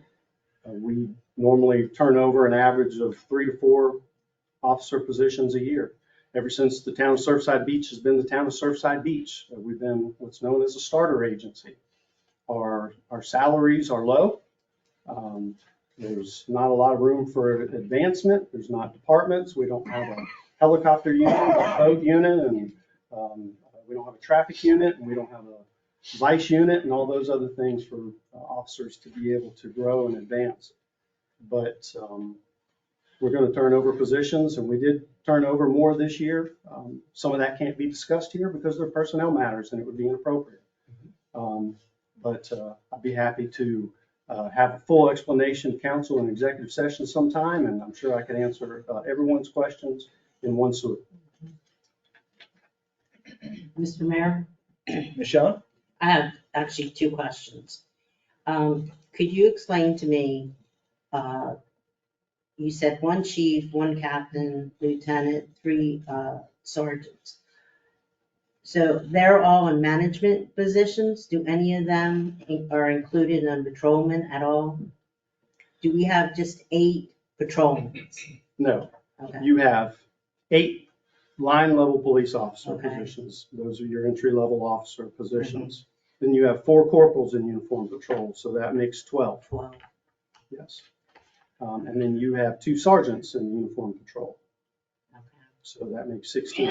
And the lieutenant oversees uniform patrol. So actually 17 of those positions are uniform patrol. And then my second question is the communication officers, the dispatchers. Yes, ma'am. Are they certified? Have they received certification training? So we are not what's called a PSAP. We're not a 911 center. We're a ring down center. So we don't have to have the same level of certifications as, say, the communications officers at Horry County. Our officers do get certified in basic telecommunicator certification, usually within the first year that they're employed with the town through a company, through a certification process, through APCO. Because Myrtle Beach has the same situation. Everything goes through Horry County first. Right. but it seems that their certification is a lot more than what we're given our, and I'd like to talk to this separate, or maybe the executive session or something, but I'm a little concerned about it. Okay. Okay? Sure.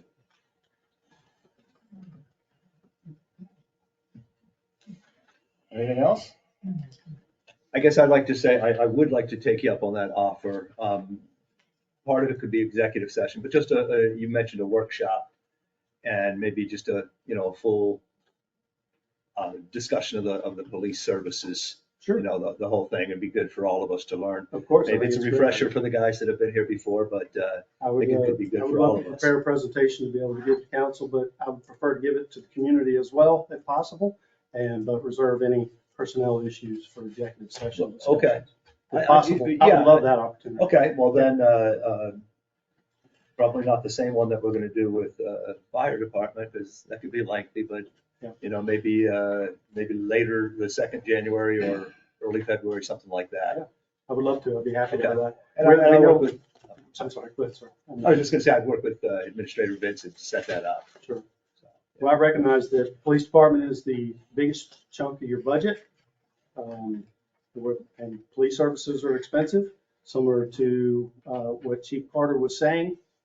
Training requirements have increased, demands have increased, the expectations of the community and have increased. So it takes a lot to get it done.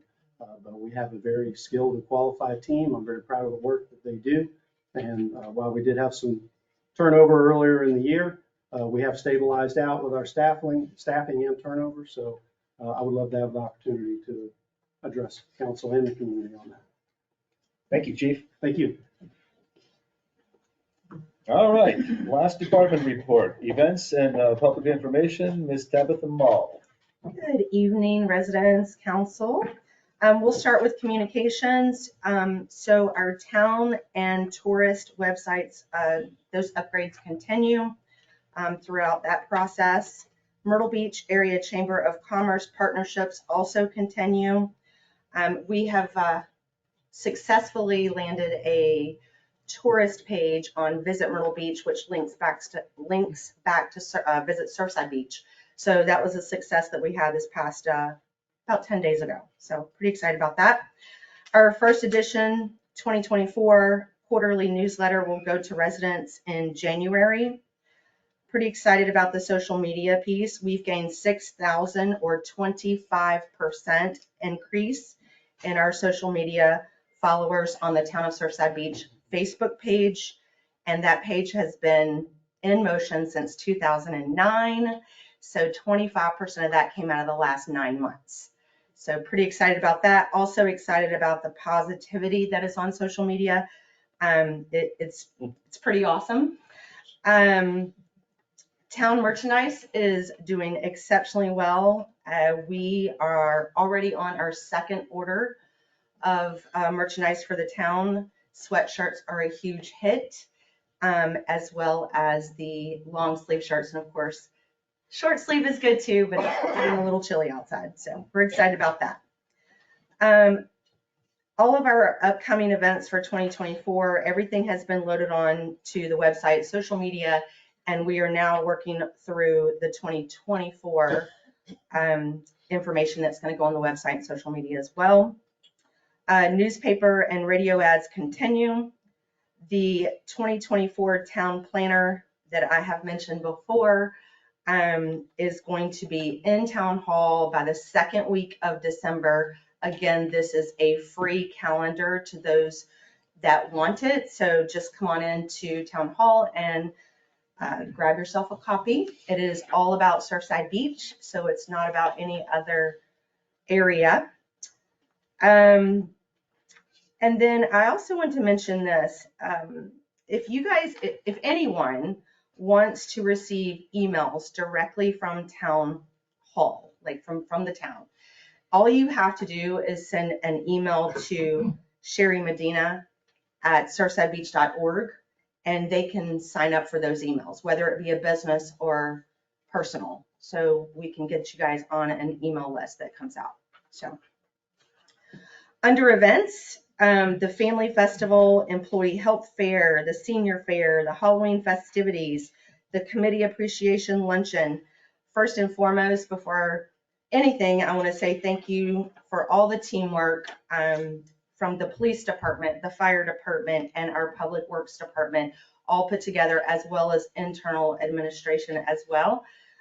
We did a really good job at all of those events and working as a team, and I will say that all of those events were pretty successful and people truly enjoyed them.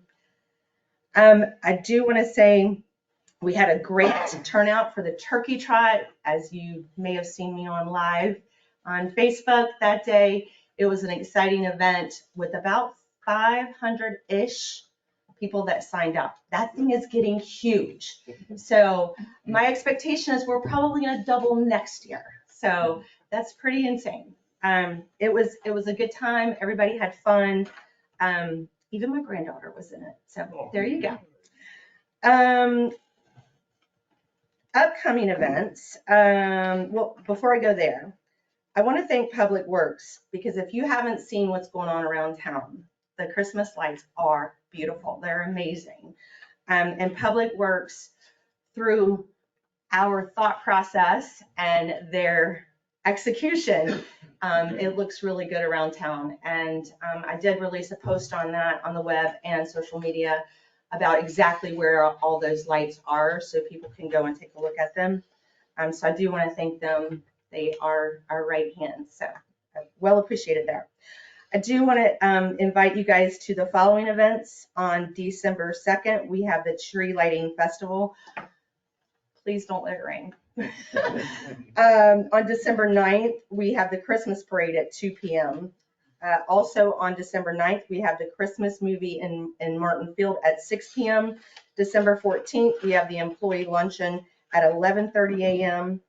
December 16th, Breakfast with Santa at the Golden Egg from 9 a.m. to 11 a.m. And those are reservations only, and that's done through the Golden Egg. December 16th, we have a special holiday market from 10 a.m. to 3 p.m. and that is going to be in Memorial Park. Also, December 16th, the Yuletide Golf Cart Parade is at 1 p.m. And then December 20th and 26th, please, residents, light up your houses and yards and all the fun stuff, because the trolley is coming your way on December 20th and 26th. The trolley will operate from 6 p.m. to 8 p.m.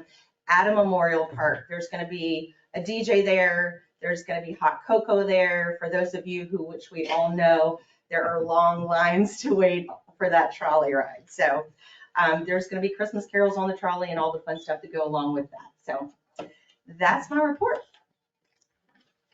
Mr. Mayor. Mr. Stamey. I Yes, have sir. talked to you about getting stuff back on our town website. Yes, sir. Where are we at that point of trying to get this stuff loaded back up for the residents, the public, and everybody else to be able to go back and search our town documents, which has disappeared off of our web page. We don't keep but 5 years. And then you have talked about this. Mm-hmm. So I'd like to have an update of where we are and let everybody know where we are at that. Okay. We are working on it. Yes, we are working on it, number one. Number two, I have all of the information. So everything we need to know, you guys need to know. Of course, there comes a cost with that. So I have all of that information. We just will get it on our next agenda. I don't know about next, but a future agenda for you guys to look at it and talk it through. Thank you. Of course, thank you. Mr. Mayor, Mr. Walls? I have a couple of things to mention for you, Ms. Tabitha. The quarterly newsletter. Yes. When I was campaigning a lot, and I think you and I may have visited just a little bit on it, we have a lot of people in town that aren't connected. Correct. That's why I bring it back. So we're bringing it back, but we're going to mail it out. We're going to mail it to your house. All you have to do is sign up for that, and literally it's going to go to your house, snail mail. That's okay. There's people that don't mind that. They want. Right, I agree. And the other thing I had, in the past at the Christmas tree lighting, we used to do choirs. We do. We have Lakewood Elementary School Choir that will be there. They are actually kicking off at 4:15. They'll play to 4:45. And Okay. then you the entertainers, the great band, Yeah. they will kick off at 5 PM. The tree lighting is at 6:30. And then right before that, our mayor's gonna count down the tree lighting, and there's an extra special surprise in there. Oh, okay. Well, thank you for that. Thank Yes, you sir. Do I know the surprise? No. Even you get surprised. Mr. Mayor, Michelle? I have a couple questions. I always have questions. Sure. You talked about the newsletter, and that was a big thing when I was campaigning, that we have an older number of our residents that Sure. are not on the internet. Sure. But how will they know to sign up for it? I'm gonna do an actual campaign on that. So as far as like, how will they know? I would literally do a mailer for that and just let them know if you wanna sign up for that, we can get you signed up for that newsletter. So I'd probably mail it just like on the newsletter itself, like to say, if you wanna sign up, do it this way, since it's gonna be mailed to your house anyway. So that's how I would get it across. So it'll be in the newsletter. It'll be in the newsletter, but you said that they had to sign up. Correct, they will have to sign up, so we can have, I can have, open ideas and we can figure it out. But I am telling you this, when you and I talked, that you and I spoke about the library. And so I talked to Kim, who is over the library, Kim Canty, and she is open to the idea of having a Surfside Beach corner that will give residents an opportunity to know what's going on in Surfside Beach in the library. Oh, okay. Still concerned about them signing up. We'll figure it out. Okay. We'll figure it out. All right, my other question was, the health fair. You said decent attendance. Was it lower this year than it has been? No, it wasn't lower. It was, I want more. Oh, okay. Right, I always want more. So to me, when I say decent, quote unquote, it means what can we do better for our employees next year to make it even better?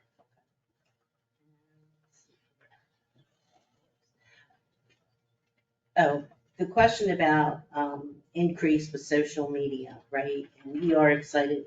Is that any way broken down by out of town, in town, or is it just, no? Yeah, it's a lot. Yeah, there's a lot of statistics to those. Can I identify it? Probably if I dig super deep. Okay. No. Yeah, I was just wondering if there was a magic. Right, yeah. But statistically, for the statistics, I have global statistics, that I can provide, for sure. All right, that's it. Thank you. Thank you very much. Thanks. Thank you, Kevin.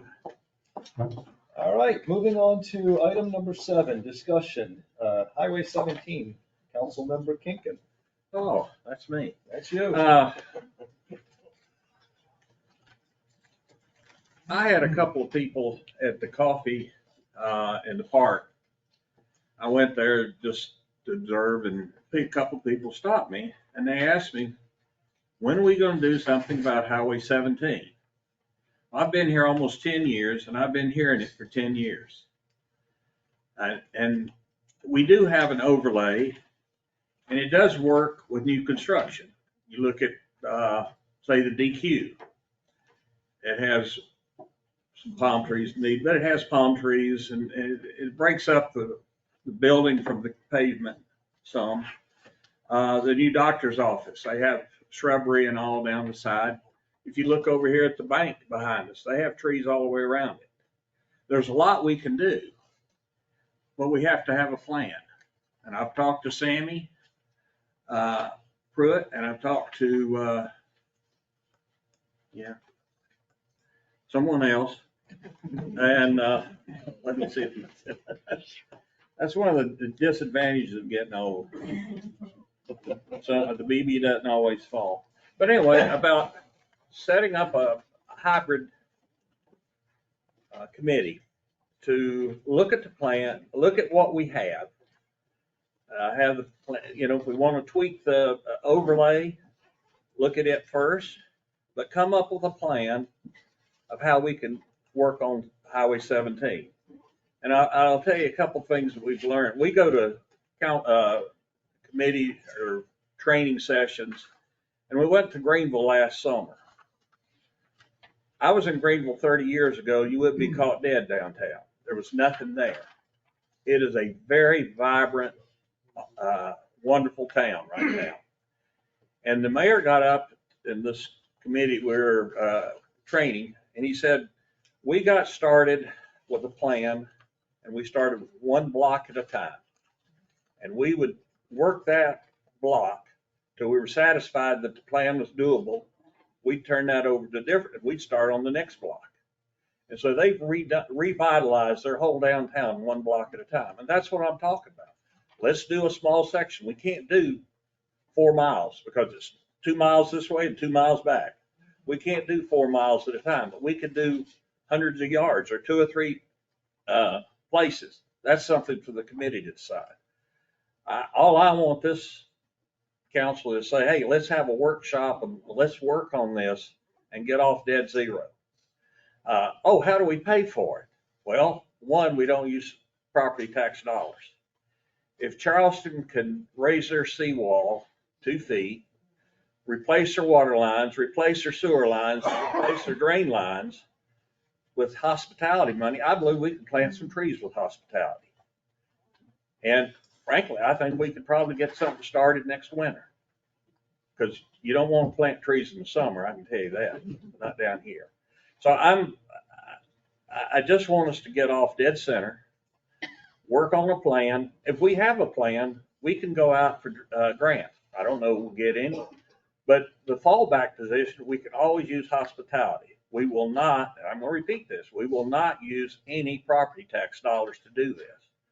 It doesn't need to be. And I think we can do a lot to soften the appearance of highway. I'll tell you another example, the food line. They've got trees around that. You hardly see the parking lot. It's just a lot that we could do as a town. And I don't think it's fair to go to an owner and say, you've got to do this. It doesn't work. They're not going to do it. They're not going to spend the money.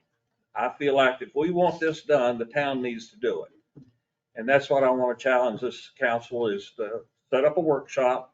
Let's talk about it. Let's get a organization started. And if anybody out there has redevelopment experience, please volunteer. That's exactly the kind of people we want on this committee. The business committee is okay with it. The planning, I mean, eventually, whatever we come up with, we'll have to go to the planning commission and then come back to town council for approval. But I just want to get started. And I think it is in our 10-year plan, by the way. So it's in there, mentioned several times in there. So I'm just trying to encourage, let's get started. Thank you. Mr. Mayor. Mr. Stamey. I'd like to add a little bit to that. If, it's like Mr. Kinkin said, if we don't have a plan, if we don't come up with a plan, we ain't gonna do nothing.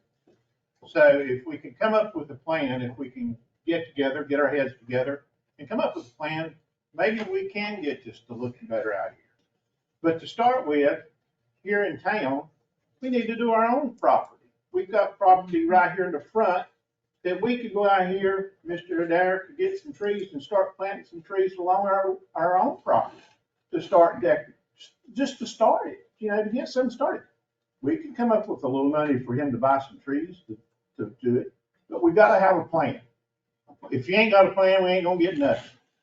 So I'd like to see the council, as Mr. King said, work together and see if we couldn't come up with a plan of somehow of accomplishing some of these things. Thanks. Okay, as we conclude that item, I think that's actually a pretty good introduction into number 8, our first business item. I believe a lot of what you guys were saying is actually in the broad confines of the comprehensive plan. So I think we're going to hear from Mr. Jake Petrosky. Give us an overview of the comprehensive plan. Hey, how's it going, y'all? Thank you. Good. give me a few moments just to get set up over here, and then I'll get going.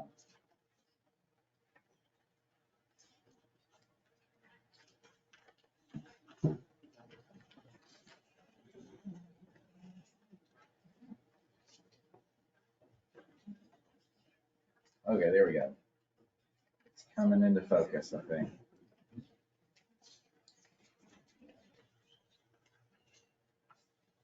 It's looking a little yellow tonight, but maybe it's just warming up. Okay, well, appreciate everybody sticking around. This is great. Thanks for having me. Really appreciate it. I'm going to talk to you just a little bit about the comp plan, provide a brief overview. It is a comprehensive plan, so it is quite comprehensive. At the end, we can have some discussion, delve into more detail on some topics and that sort of thing. But I'll get going. Just want to provide a little overview, talk about the plan elements, and then have some discussion, talk about next steps. First off, what is a comprehensive plan? It's a shared community vision for the long-term future of Surfside Beach. It really is the long-range plan for the town. It's a guide to help prioritize investments and establish partnerships and make progress on some priorities. It's a tool for decision makers to address land use decisions and guide policies that achieve a common set of goals. And it's really used a lot by staff, by the Planning Commission, and by you all. It's a requirement as well, although it's a good idea to plan regardless of this, but it is a requirement by South Carolina for communities that have zoning regulations in place. And you all are up for adoption. We need to get this thing adopted, and we can make changes. It's not set in stone. We can do amendments, and it's really meant to be a living document. It's meant to kind of, if you all see something that comes up next year and you really need a plan amendment. For instance, if you all make some progress on 17 and update kind of the vision for that, you can incorporate kind of some of those guiding steps into this plan. Or you can change the land use plan to be what comes out of that committee or comes out of that effort. The process, it was a 12-month process. We had an open house at the beginning. We had a survey that was kind of advertised and then also sent out to residential property owners. We had good feedback there, about 450 responses. So really good feedback. There's a comment period on the plan that's still available on the website for folks to comment. And if you haven't checked it out, please do. And then there's a way for you to provide your comments on the plan. It does have a set of vision and goals. The vision is actually the one from the council resolution back in 2021 to basically create the #1 family destination in South Carolina. And then there's goals that are organized by the required plan elements. I won't go through every one of them, but I'm going to hit some highlights on a couple key plan elements. But there's 10 plan elements that are required by state law, and they're all important to you in different ways. Population, there's a couple goals that are related just to population, supporting the Surfside Beach's year-round population. This is something that is really important to the Planning Commission and something we saw really throughout the process, fostering that family-oriented vacation destination and balancing those things, balancing the needs of the year-round population with the needs of folks vacationing here. Monitoring and managing the impacts of the increased number of visitors, and that kind of happens mainly during summer, but it's happening more year-round. In the community survey, we talked a lot about the type of development people want to see, and this was just one of the things we heard, but it's really important, I think. What type of commercial development do you think that Surfside Beach needs? And 67% by far, the priority here is small scale retail, services, and restaurants. And then some entertainment. A good chunk of folks that say, nothing, we don't need anything. It's almost perfect, and then it kind of goes down from there. It's also important to note, what people said they really didn't need. So the lowest vote give it. And that's that large scale retail, grocery stores, shopping centers, and big box stores. That's important because if there's some things we can do to encourage more of that small scale services, restaurants, and retail, that's something that's going to address folks' desires there. We did a lot of mapping and analysis as part of this, kind of looking at demographic trends, looking at kind of existing land use and your infrastructure. We work closely with Sabrina and John. This map shows land values on a per acre basis. This is 17 corridor, and this kind of dovetails with what you were talking about earlier. The 17 corridor has some of the lowest property values in town, and it's kind of counterintuitive. You think, well, this is our commercial corridor, this is our commercial center, it should have really high property values. But when you look at it on a per acre basis, it has some of the lower property values. And some of those are vacant lots, some of those are land that hasn't been developed yet. That's understandable. And there's also some areas, big box stores that are mostly parking, aging shopping centers, those sorts of things. Probably some of the same things that people don't necessarily love the aesthetics of, that have low property values. And then you can also see some bright spots on this map too. I want to point out the good. Your town center over here has some of the highest property values in your town that rival beachfront property values. And that is something that kind of is a good thing. Y'all, as a town, you have constructed a place on the US 17 strip that is very different than most other places in the Myrtle Beach, the Grand Strand area, and that sets you all apart. So that's a kind of a theme that we want to continue as we look forward. How can you create a place and reinforce kind of the identity of this town that separates you all from kind of the rest of the 17 and other nearby communities? So I do want to point that out. And those have some really high property values approaching $3 or $4 million per acre, whereas some of these older aging big box stores are more on the $500,000 an acre. So if we can encourage more of that, we'll do two things. We will increase property values and thereby have some more money to do some things that people want to see in terms of quality of life. We also may be able to address some of the aesthetic and visual issues along 17 by encouraging some investment under the new overlay and have things look better. So that's something I'll just point out. This map is the future land use map, and this looks at kind of the pattern of development that we want to encourage long term. And this is something that looks a lot like your zoning map. Because what we heard, through the Planning Commission's discussion is you all have worked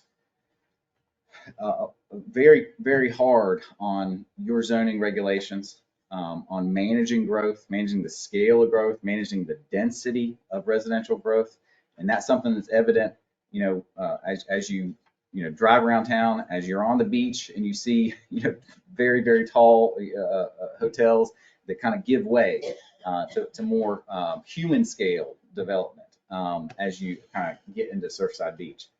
So theme of this mapping exercise is really to preserve a lot of the things that you all really like about town. Each one of these colors kind of represents a character area, and we talk about these character areas on what really sets them apart and what kinds of development we want to see. So in the quiet neighborhoods and medium density, we talk about kind of the lower density residential development primarily. On beachside residential is where we get a little bit, we allow a little bit more density. We allow, short-term rentals, that sort of thing. It's an important part of kind of the overall identity. We want to keep that balance. We want to keep the balance between areas where we have just visitors and temporary residents. And that's a good part of our economy and it's part of our identity. But we also want some areas that are more quiet, more residential oriented, and more long-term residential oriented. The town center, as I mentioned, is a really unique place that we should kind of reinforce, and it can grow here and there, but we want to kind of keep it as the center. The Pier Village is something that is a unique destination with the pier. We are The planning commission did recommend changing that back to the E district, but we want to get y'all's confirmation before we make the changes throughout the document, because we originally had it in E district and then we changed it to Pier Village. Now I think we're changing it back to the E district, but I do want clarity on that. The commercial and general business area is along 17, and this does have a lot of opportunity for commercial. I do think that we do need to kind of think about it long term. What are we really trying to create along 17? Because right now it is really geared towards more big box stores, retail, gas stations and that sort of thing. That is not necessarily the biggest priority according to residents. And then there's the light industrial area that's a small section for light industrial, flex space, that sort of thing. The revisions and the discussion around the land use is really interesting. It does mostly just preserve the residential areas according to zoning. We did have a neighborhood mixed use character area in there that was along kind of 17, between 17 and Poplar, and in some areas that we were talking about maybe considering allowing some neighborhood scale mixed use that could be like the hammock shops, but maybe with some residential units sprinkled throughout or above. There was a lot of discussion on that, and in the end we took that out because the planning commission did not feel comfortable that it needed more discussion. And very concerned about scale of things. We don't want to market commons. We want really kind of like kind of the hammock shops, or there's a few smaller scale, like 2-story mixed use down in Litchfield that might be appropriate, or maybe Habersham or something else that's a more quaint town scale, village scale. But we did take it out. We left a recommendation in there to explore limited areas of that sort of mixed use in the future, but it is not on the map. So it is opening the door to exploring it. And if somebody comes with a innovative approach to a design and it's in the right place, then you all can consider it. But I did want to point that out. Major recommendations: maintain the general framework of current zoning, preserve the character of mostly residential beach community. There's a few areas where we want to encourage some commercial and restaurants and that sort of thing, but keep it relatively contained and really limit impacts, those negative impacts of commercial adjacent to residential and that sort of thing. We are recommending some targeted ordinance amendments to implement this plan, updates to the design overlay district. That could really be task number one of the joint committee, to really talk about, okay, what does our overlay look like? What are the good things in it? What are we trying to accomplish on US 17? And how do we need to tweak our ordinance to kind of make it required to do the things we want to do, or easier to do the things we want to do, that kind of thing. Tree preservation is something that is a big topic around here, and you all have some beautiful live oaks, so continuing to encourage preservation of those. And also planting new trees, like you all mentioned.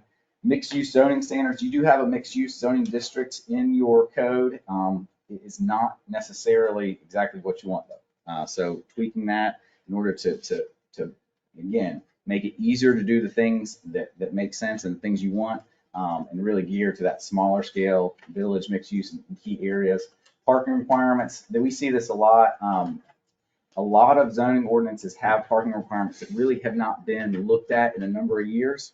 And we're seeing a lot of trends in retail and that sort of thing that really need to be taken into account. We don't need as much parking probably as we require in some cases. Now here, you have some places that you really need a lot more parking than you have, right? down near the E district. But I'm talking primarily on, Highway 17. I don't know if you all went and shopped at Beals and Thanksgiving or Black Friday or whatever, but we're seeing the parking lots don't get filled up as much as they used to, even on Black Friday. And what that does is that contributes to that low property value. If you have parking sitting there unused, it's not generating hardly any tax value, right? We'd rather have buildings in the right size parking lots, or we'd rather have more trees or more green space or more green infrastructure to absorb stormwater or that sort of thing, or a plaza or patio dining, or any number of things other than unused parking lot, that kind of thing. So that's something to look at.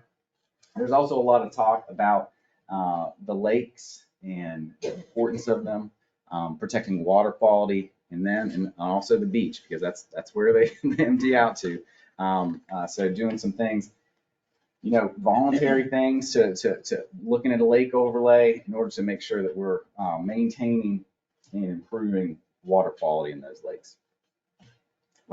Economic development is something that we talk about in the plan.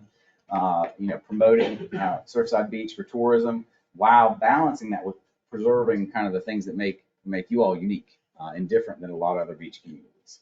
So the neighborhoods that are mostly residential, lower density, the unique environmental features, and continue to distinguish the Surfside Beach community from other Grand Strand coastal communities. So how can we encourage that distinction? And I think you all are doing some good things with the town center, the pier, your residential neighborhoods, the parks that you all have as a community is really impressive for a community your size to have what you have.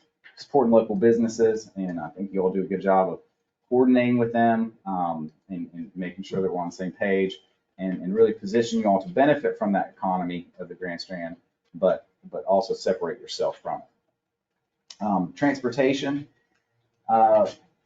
We talked a lot about kind of walkability and making Surfside Beach one of the most pedestrian and bicyclist friendly communities in South Carolina.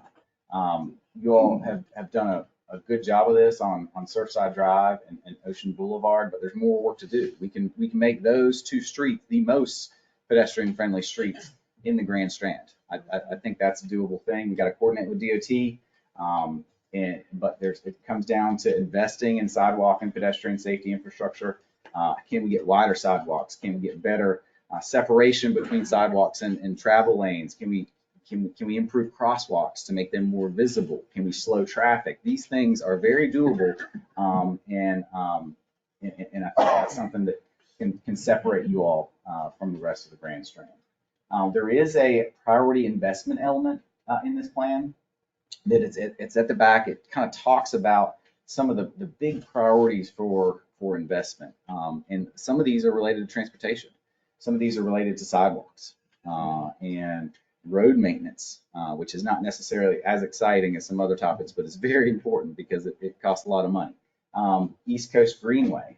Currently, the East Coast Greenway is a trail, a greenway that goes from Maine to Florida. It's signed through your jurisdiction, but it goes on a couple sidewalk sections and that sort of thing. If we can improve that and add, improve the existing facility or add a new facility along 17, that would be another way to distinguish yourself.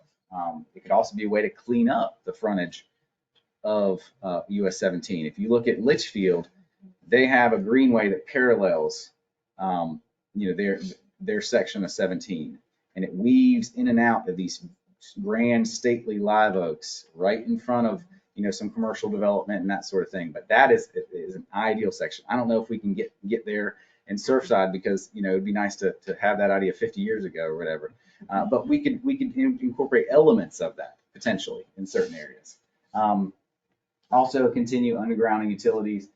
It is an expensive endeavor and one that you cannot do with town resources alone, but there are partnerships with the power company, and it taking a little bit at a time, just like you all said, incrementally. It's not something that you can underground all utilities in a day, but it does have a lot of benefits from a visual perspective and also from a functional perspective, given that you all do have storms and it is much safer to put those underground when possible.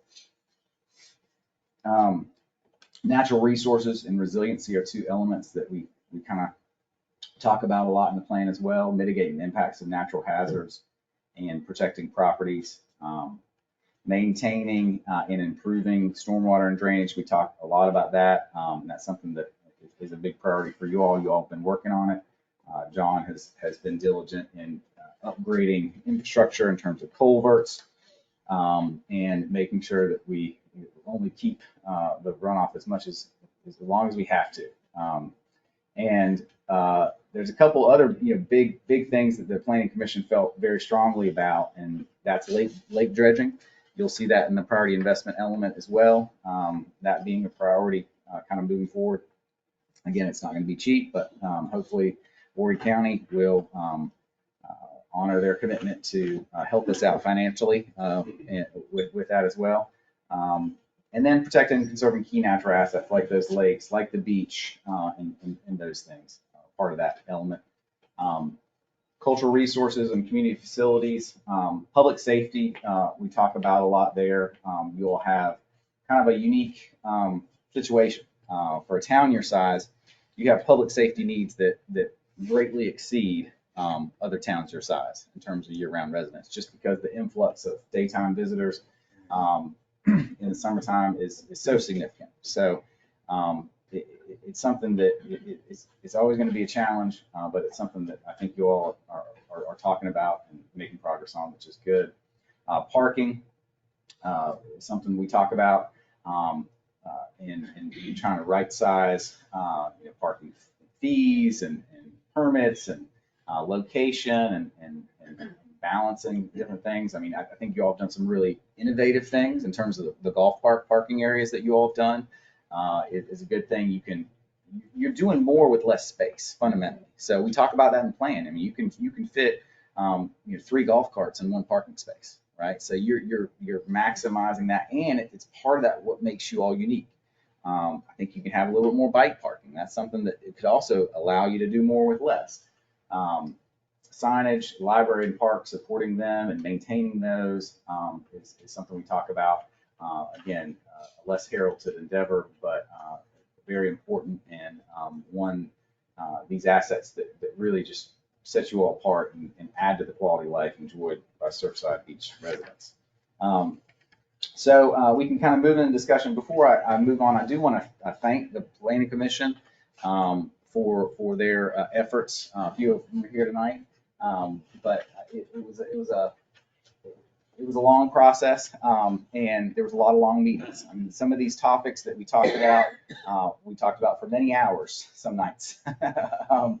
So I do appreciate their kind of diligence in working through the process. I also thank staff for helping out with the process, John and Sabrina and Tabitha and Cherry and everybody. It was a group effort. Also thank members of the community that filled out the survey and attended the public meeting and that sort of thing, and kind of contributed their voice to the effort. So I'll pause and we can talk about any questions you all have.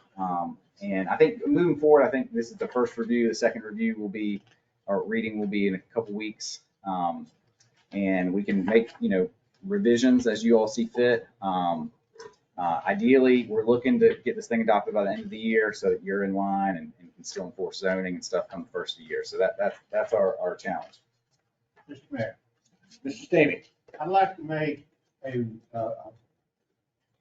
motion to adopt the ordinance 23-0962,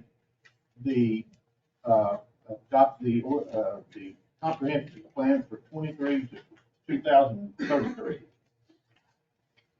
Second. All right. Any discussion Now we can discuss. or questions for Mr. Petrowski? Now I have a question. I don't know if it matters, but page 63 on the public safety, it talks about the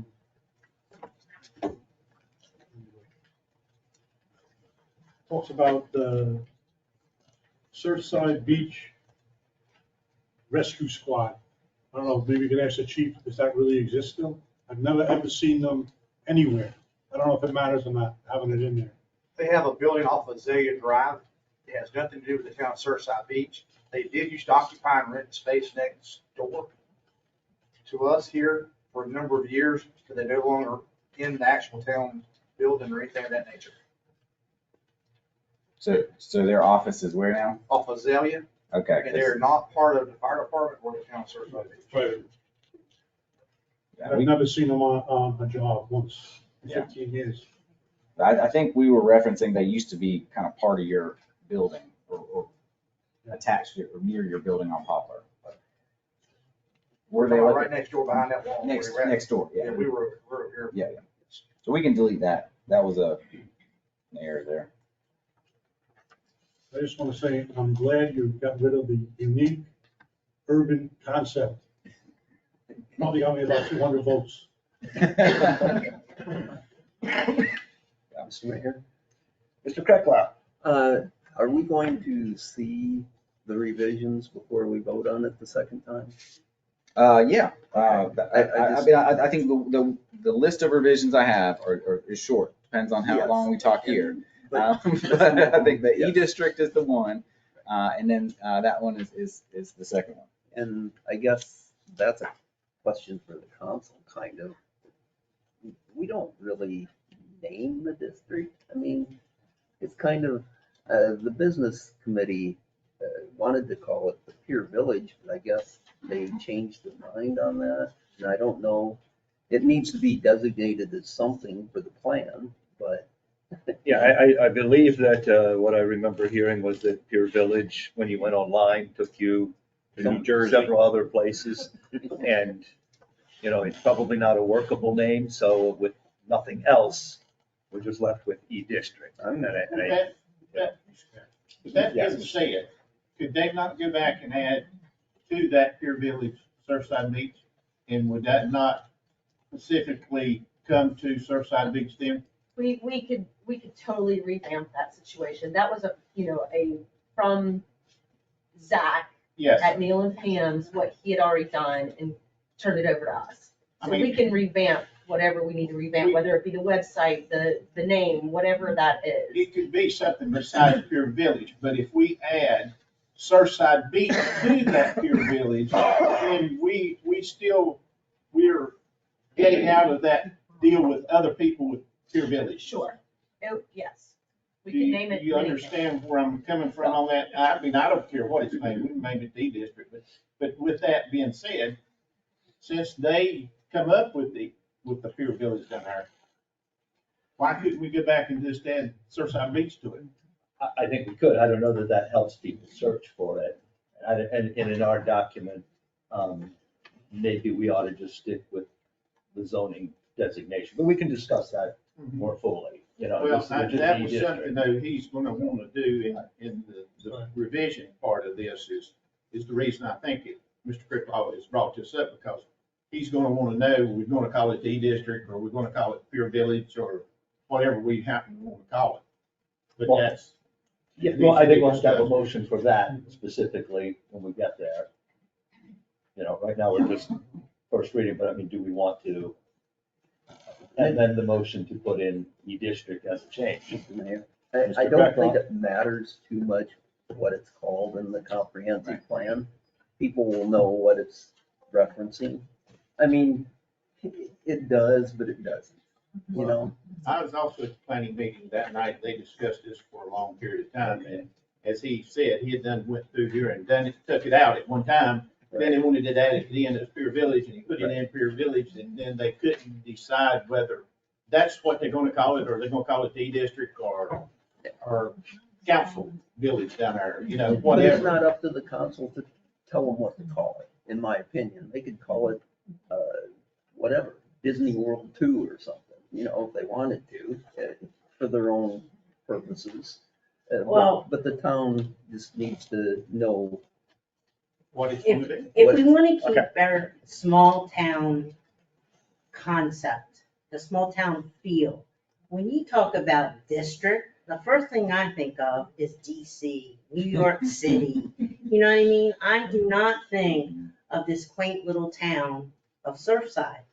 So I was thrilled when the E-District was taken out. And there was a lot of people during campaign said, we're not a big city. Why are you using big city terminology?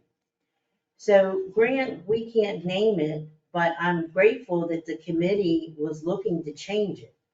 Village is a nice soft thing. But we need to get rid of this big town word. It's wrong. You know, we're a town, we're not a city. So I like village. Okay, Mr. Mayor, go ahead, Mr. I Wells. wanted to make one comment about, there probably is nothing, and he can probably help me with this, but branding, what you call it is indeed extremely important. But not in the comprehensive plan. Hardly any. How are we gonna market it? Well, I mean, I think if we can decide on it, we'll put it in the comp plan, but I think it's a separate process, the branding process and what is put out into the world and advertised through the business community. That could be something different. So I think it's what are we thinking at this point? But in the end of the day, it really comes down to how the businesses are marketing themselves and how the town is marketing that place, more so than what's in the comp plan. And that can be changed easily, I think I'd like to drop that for now. I think the comprehensive plan can stay E-District. We're not responsible for naming it. Well, it's Pier Village now. But I don't think we want to use Pier Village because that may not be the name, is what I'm getting at. Pier District. Just for the comp plan, that's what it is. But I think irrespective of all that, we probably ought to move on and get other issues. And then we can come back and decide what to call it in there. I mean, there are other questions to ask, I think. I don't have any other questions, but I do have one more comment. I'm glad to see that you took out the mixed use when we had some public hearings on mixed use before. The overwhelming majority of the town did not want mixed use. I'm glad that you left the option there, but I'm also glad that you didn't designate areas because it just is a hornet's nest kind of. More discussion needed is kind of where the planning commission got it. More discussions needed. I'll comment on that one because I attended quite a few of those planning commission meetings, and you probably remember I actually spoke out against mixed use at some point. But as the planning commission worked through it and your presentation, I thought that everybody did a really good job of threading the needle. And what you've got here to allow consideration of mixed use in some zoning as an option in some zoning classifications is probably the best approach. I think that, people get scared of mixed use when they see the market common thing. That's too much, too high density for us.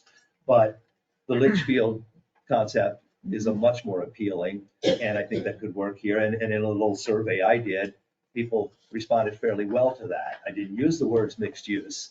I got a little advice not to ask it that way. And it came out as people said it could work. And I think it's probably going to be one of the only options we have for revitalizing portions of 17. I mean, it's a lot of property.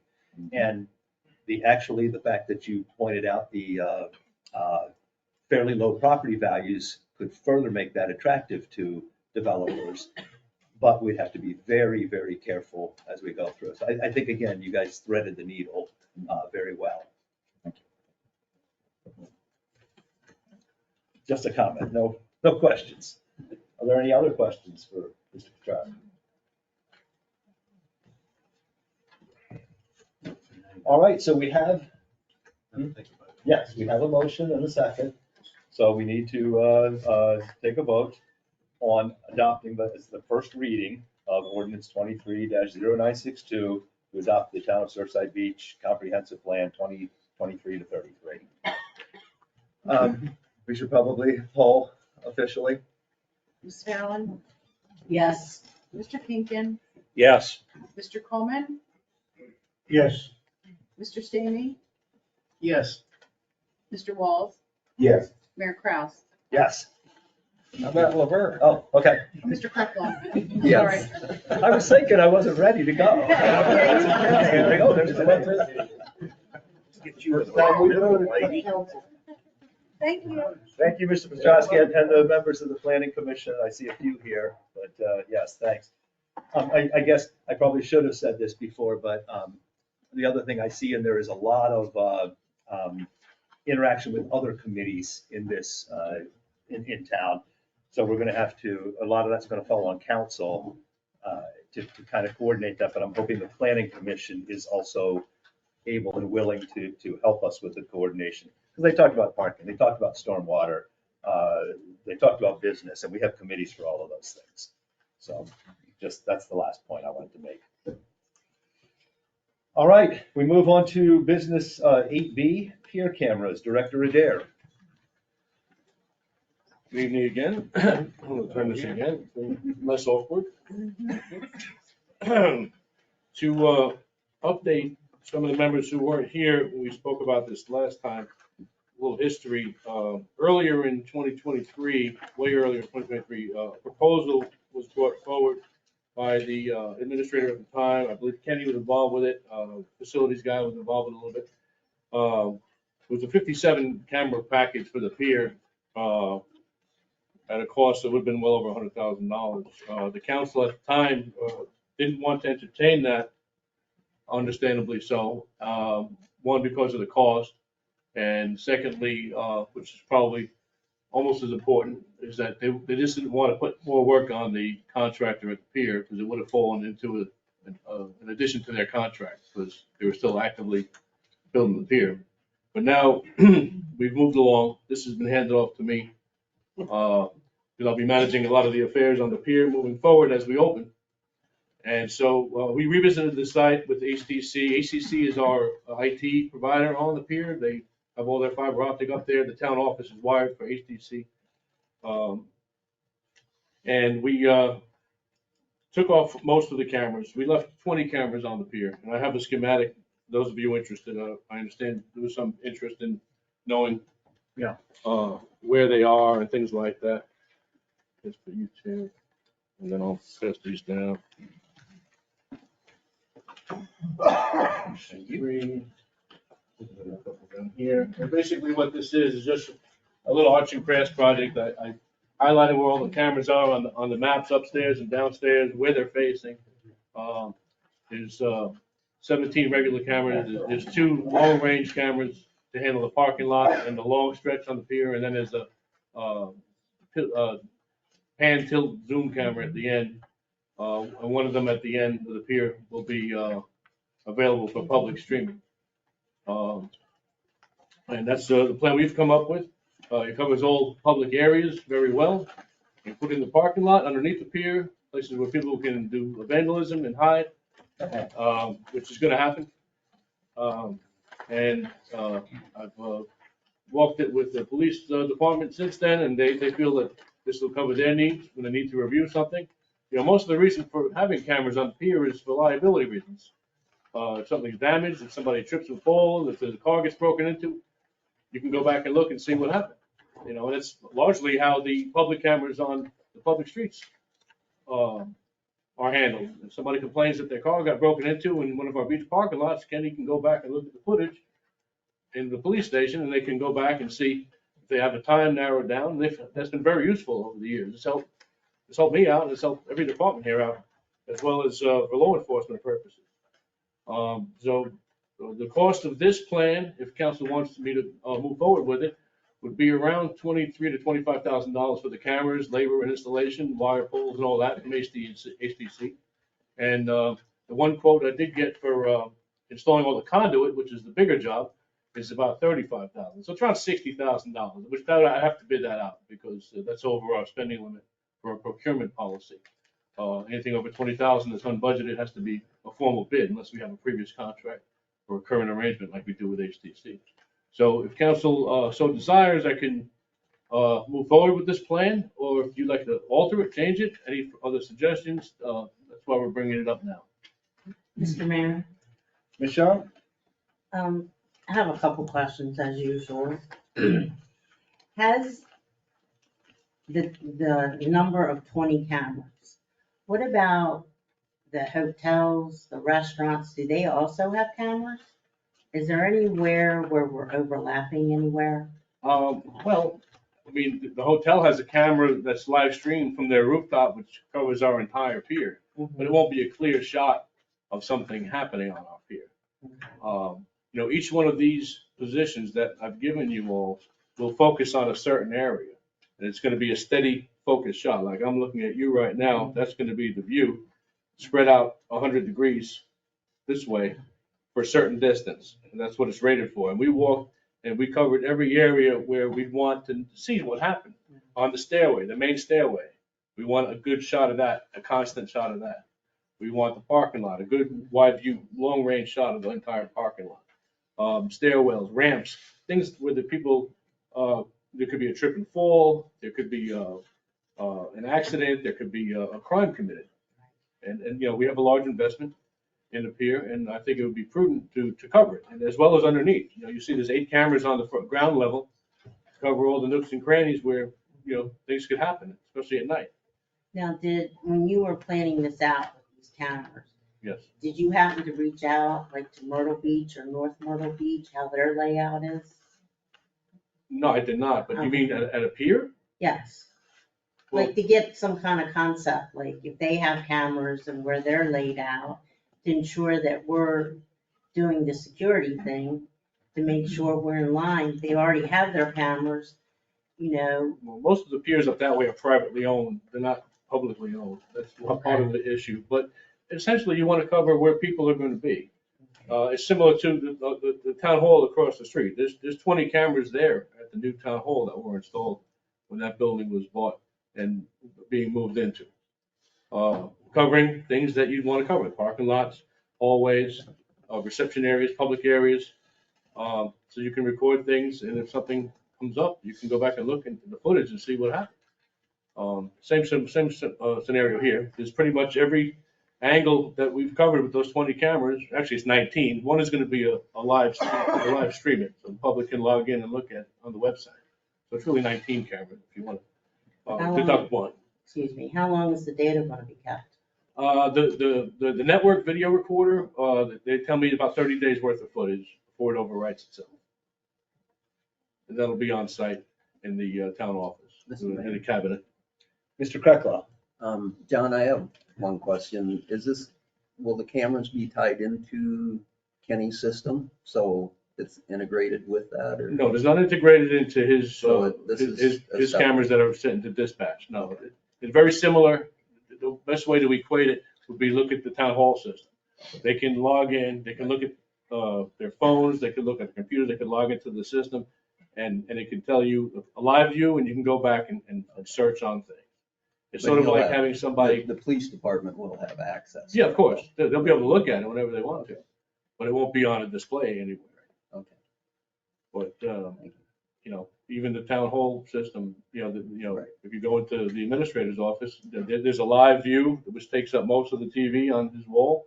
And then there's a bunch of little tiny boxes next to it, which shows all the other 19 views that he can look at if he wants to, you know, and it'll be the same at the pier. It's just having a set of eyes everywhere at all times. Mr. Mayor, Mr. Wallace. so where would these monitors be? Because Kenny was nice enough to give me a tour of the facility. He's got a room in there that's got every camera in the town. Yes, the public. But this won't tie into. No, this won't be on his live feed. I mean, it could be. Well, I just. But that's, if I'm not mistaken, it's a totally different system as far as memory requirements. He's required to have like a lot of servers to handle that. So where will this be monitored? It'll be on a network video recorder. Okay. And it'll be available for at least 30 days, they tell me. I know, but it won't be on it won't be in front of a person on a screen all the time. Okay. It'll just be. So it's not fed. Operating in the background. Yeah, it'll be, I can log on to it through the cloud, through their website with my own login. Okay. If I wanted to look at something, but nobody's going to be looking at it, you know, live. To clarify, and we had a comment on that, a public comment at the beginning of the meeting. Yes. Nobody's monitoring. This is to go back in case there's an issue. Right. Primarily. Yeah, and that's really, in my opinion, that's why you want cameras there in case there's an issue. Thank you. Yes, sir. Mr. Mayor, Mr. Coleman. a month ago, you wanted 19 cameras. How we get an extra camera? I didn't include the streaming camera. I didn't include the streaming camera. Now, the pier is, I believe, like 814 feet long. From the bottom step in the front to the back is about 804. Okay. On Ocean Boulevard, it's 2 miles. We have, I counted 53 cameras. It could be a little bit more. But there were 53 cameras, 2 miles. Why do we, I honestly don't understand why we have to look at every single inch of that pier. And believe me, I'm for cameras. I have cameras on my house. I have cameras on my other house. 15 people were arrested because of my cameras. I get it. I like cameras. Yeah. But we have, I mean, it's a lot of money. It's not like we have a blank check all the time.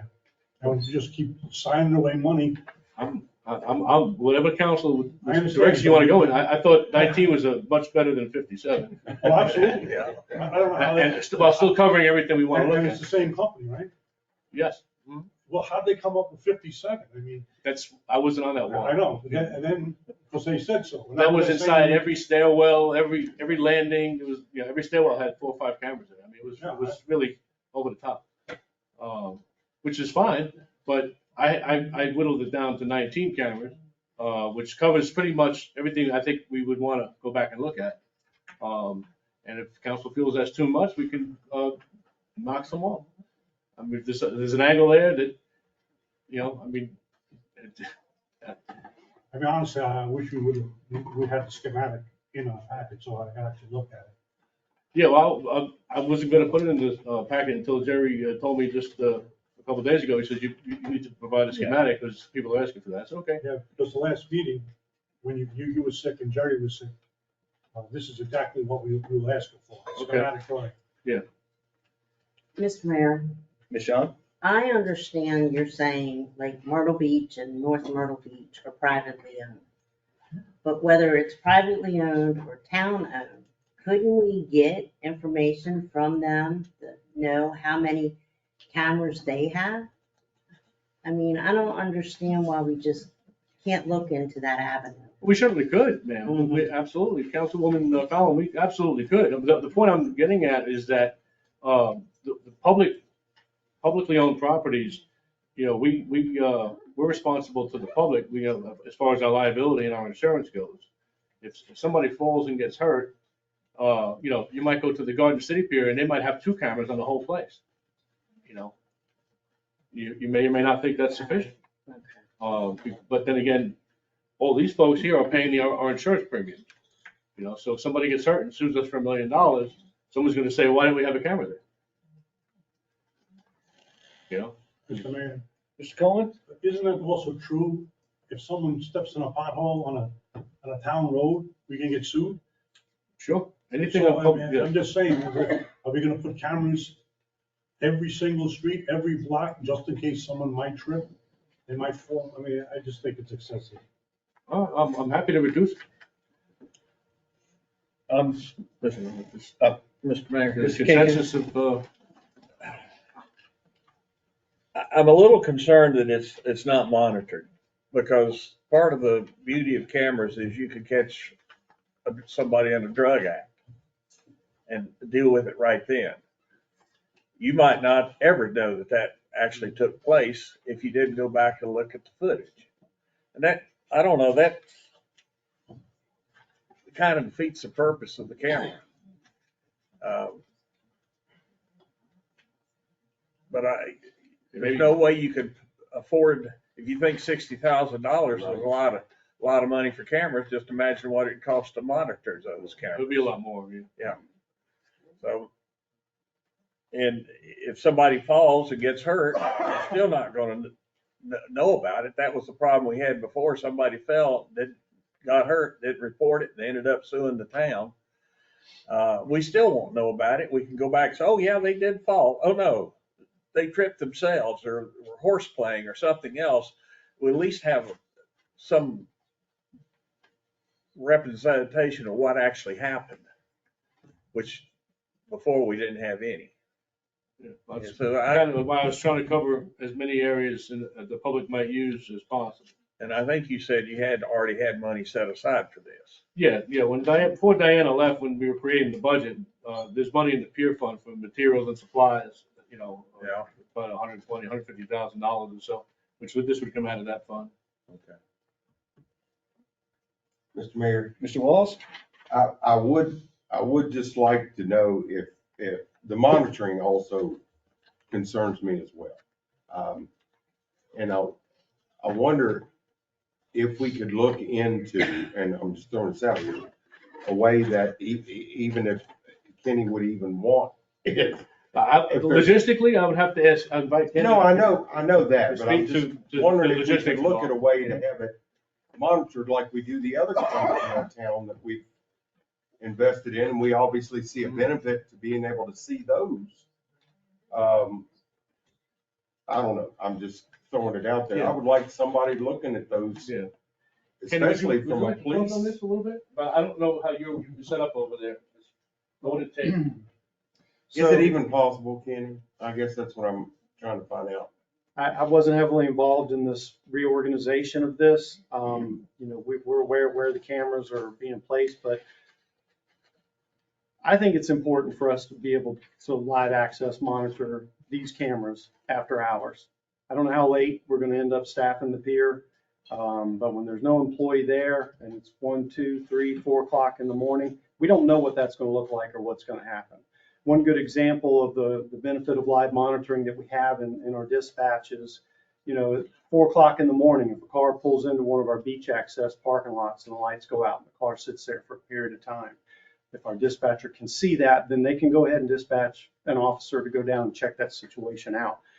You know, we had situations on the pier before with trespassing, people jumping off the end of the pier at night and things. That's a form of entertainment, I guess. But it is dangerous and creates some liability, but we're okay with whatever council decides. If it's 10 cameras or 20 cameras, the police department doesn't really have a dog in that fight, but it would be beneficial if we could, but it's not the end of the world. If we can't, we'll have the ability to go back. It just takes out the ability to real-time monitor what might be happening to your biggest investment, your greatest liability during that time. It could make a difference. There's the potential for us to make a difference. And we could talk with, John and I could certainly have a conversation with our representative through HTC, and maybe there's a way that this system can be pulled into ours. Kenny, before you go away, I Yes, sir. have a question. When Yes, you sir. were involved with it initially, was it going to be monitored Yes. with yours? Yes, sir. Okay, so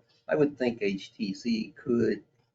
It may just be a networking change, or could be some labor changes or something there. You know, I'm happy to have that work with John to sort that out. If that's an interest that council has, I mean, wouldn't it be to your advantage to have it be able to be live monitored along with your other ones? So you could see if somebody's under the pier at 4 in the morning and up to no good? You know, of course, it's not a guarantee that we would see it if it does, but usually what happens, if you've seen the way our system works, is, you know, It switches through. You know, we've got a lot of cameras, but the dispatchers can isolate certain cameras to be able to monitor at night, particularly movement and things that those things pick up. So it makes sense to me, but it may not make sense to the community or council, and we're fine with it either way. We're happy to monitor it if we can make it happen and council wants to. How many cameras are being monitored right now? The system that we have displays 60 cameras right now in dispatch. So right now we have 77 cameras total on the system, and 60 at a time can be monitored. And at night, Mayor, I have a question along that line. I just wanted to ask, along that same vein that Mr. Crackloud has spoken last, I wanted to ask, how much more would it be to expect that dispatcher? I mean, would you need to, in looking at it, just curiously to know, would you need to add another set of eyes? No. That's a lot more cameras, or I don't know, is it? Or you could flip through? they have different screens and it can flip through. And the best question is, that I would be asking right now if I'm a citizen, how many cameras can one person watch at a time? Yeah. The city of Myrtle Beach they have their real-time crime system where they have 2 or 3 people in a room and they're watching hundreds and hundreds and hundreds of cameras.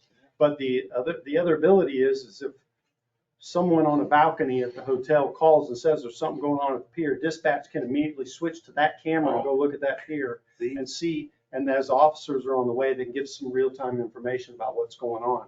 We had a fight down in the E-District area that broke out, and the officers were on the way, and dispatch was able to give those officers some real-time information about what was going on in that ruckus at the time. So there's just a couple of different ways. Does it have to be? No. Is it helpful? Yes. If council has an appetite for any additional costs that it may be. That's And what I was gonna And it ask. may be none. They may say, oh, no, well, we can network it right in. That may cause you some problems for your live stream camera coming into the police department's secure network. It may be fine. I don't know, but we can. That could be certainly have separated that. out, I would think. Yes, sir. I would think so too. Yes, the ones at the end of the pier are going to be wirelessly transmitted to the ones on Building C. Yeah. And that's how it's going to get in.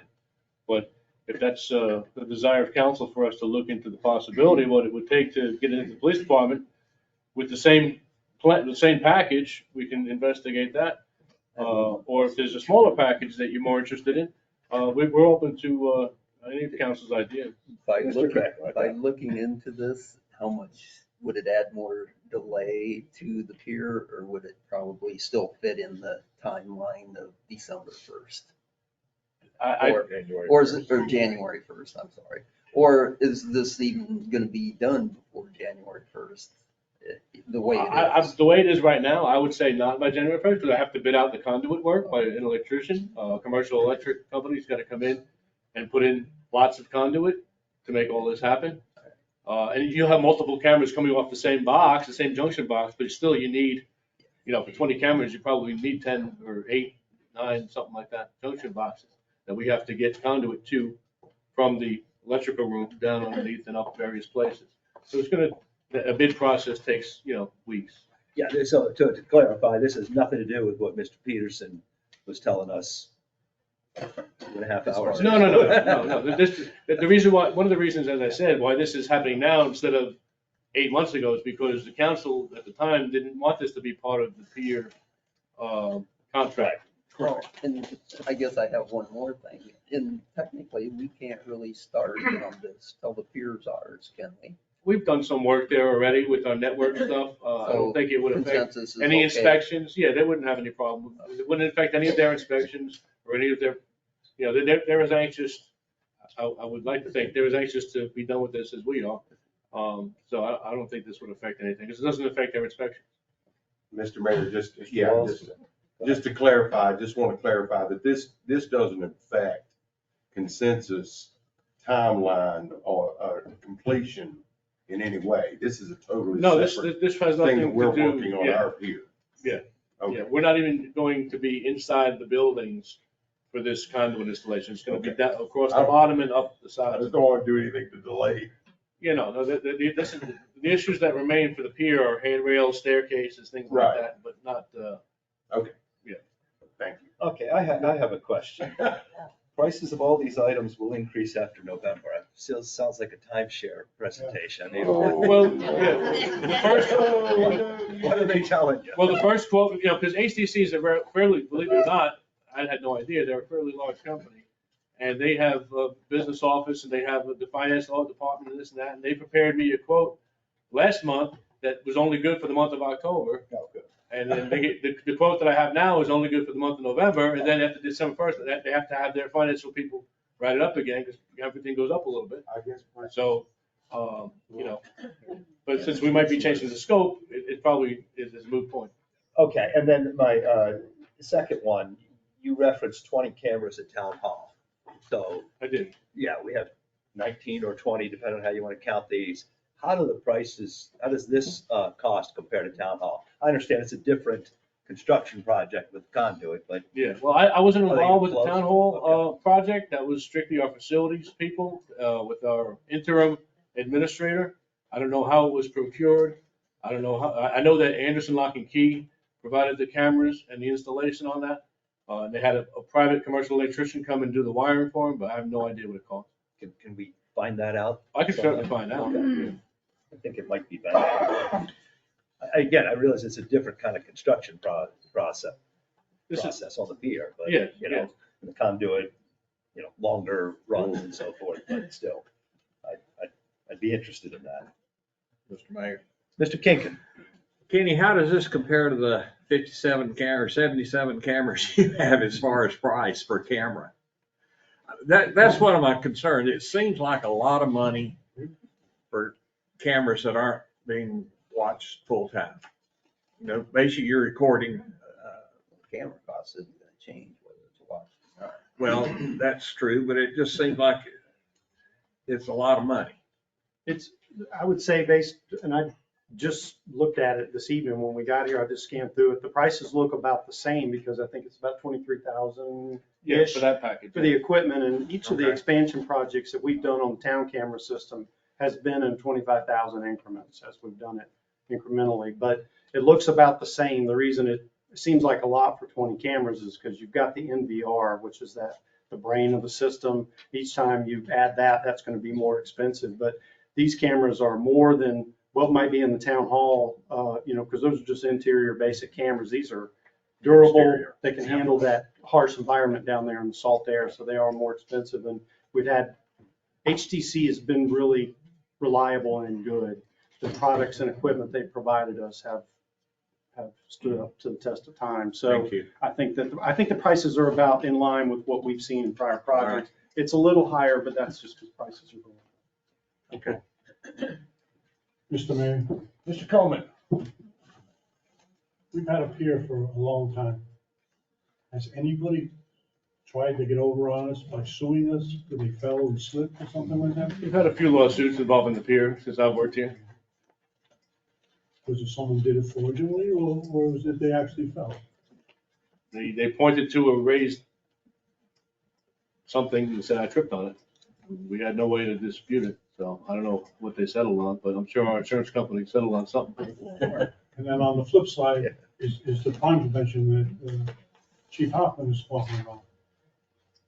I just know from personal experience, we had a camera room and there was 3 people watching the cameras. And they'd come on for 10, they were actually bigger than what our police department has. We have little tiny. I remember one police plaza, I've seen it, yeah. Yeah, well, it was a rubber gun squad, and they would sit there all day long, flash on 10 seconds and another one, it would be like 15, 20 cameras and they'd go on. And even when we were looking for rapists and stuff like that, we rarely ever caught anybody. I get it, put cameras up there. You want to see if somebody slips and falls, fine. But every nook and cranny, it's getting crazy. And if a crime prevention, once you get past a certain point, it's only one way on and one way off. And, you put maybe 10 cameras or so that you actually see a crime happening, maybe. But 20 cameras, I just seems so excessive. I'll be guided by the direction. I'm more concerned what goes on under the pier than what happens on the pier. To be honest, that's where area that. That's where the graffiti artists. Yeah. Mr. Stavey. I think this is getting a little out of hand, keep over and over and over beating this dead horse to death. I think what he's looking for is a consensus of this council.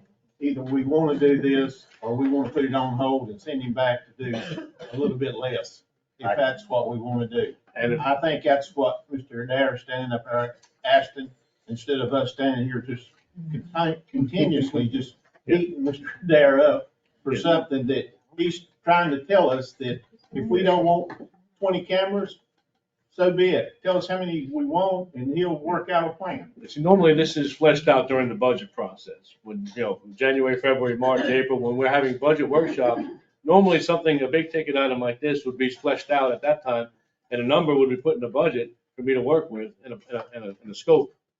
So that was never done this year for the current budget. So that's why I'm coming to council now to see if there's any appetite.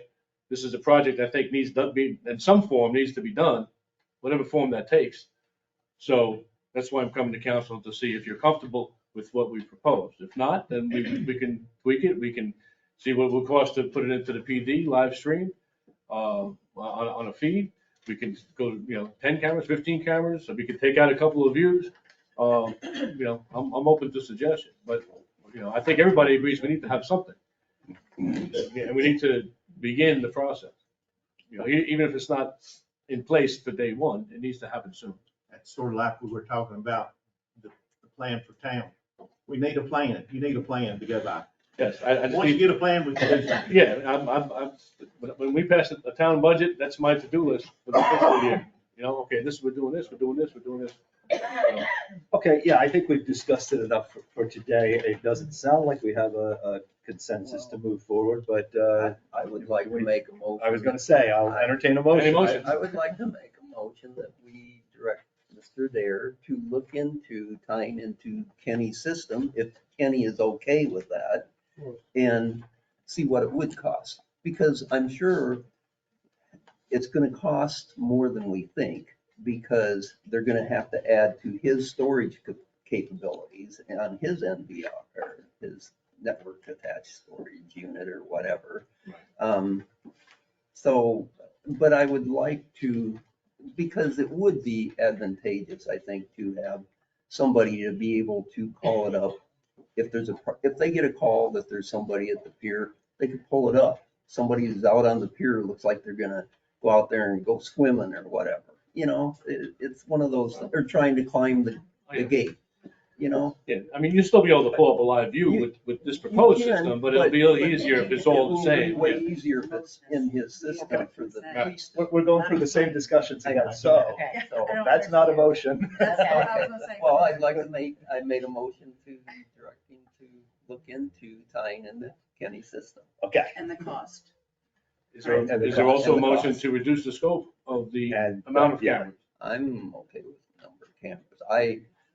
If you ever went by anybody ever went by my house, they'll notice I'm one of these people that have cameras. And For me, and you almost, if you want to do a good job, you need a camera that looks at a camera, basically, to see if anybody's screwing with the cameras. But I don't go to that extent.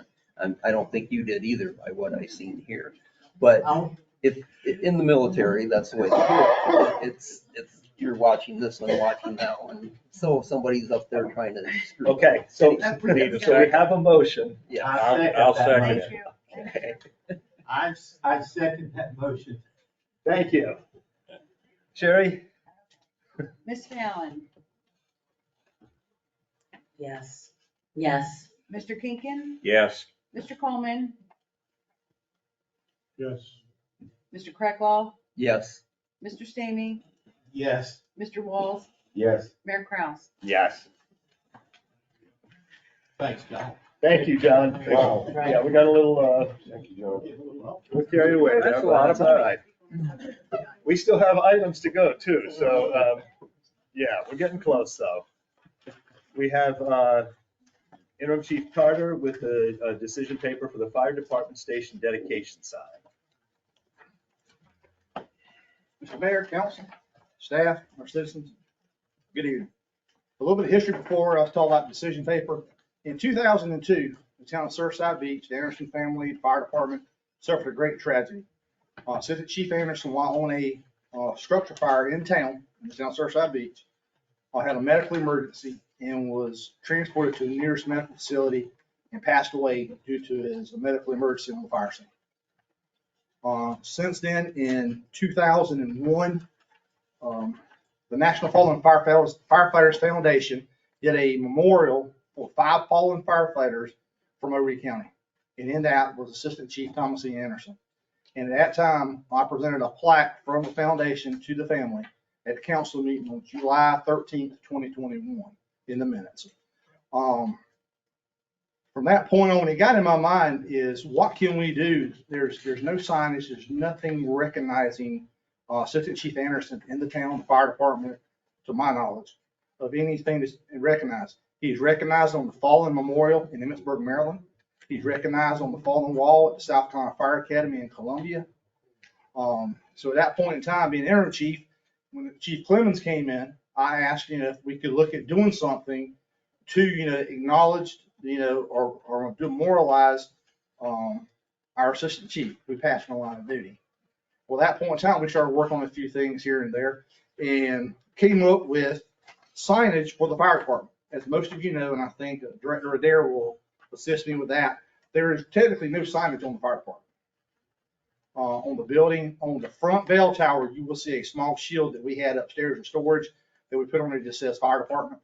Other than that, there is no markings whatsoever identified as a fire department. With that being said, rolling two items into the same with the decision paper, dedicating the fire station to Assistant Chief Thomas E. Anderson. The purpose of this would be requesting council to approve spending up to $25,500 is what I priced out through Tyson Sign Company at this point in time. That's all I did was just get an idea of what the cost could be. It could be a little bit less than that. She said it would be no more than that. With that being said, this would dedicate the fire station, but it will also give us signage for our fire department also. But then find that's a fire station, and the signage would read the Town of Surfside Beach, Thomas E. Anderson Fire Station. If you will look on your pictures that are attached in your packet, because I believe it wasn't on the ones you had on your camera. If you look at example A, and this will be the 17 side of the fire station, this will be a sign that's with Thomas E. Anderson Fire Station and our patch and symbol on a signage. If you look at example B, this gives you our station patch with the letters. That is letters in there. It's not, because you still see the vinyl siding and the trim around the fire station behind that. So that will be located on the 17 side. When we look at the Poplar Street side, and due to the actual, sorry, I'll give you a copy of this.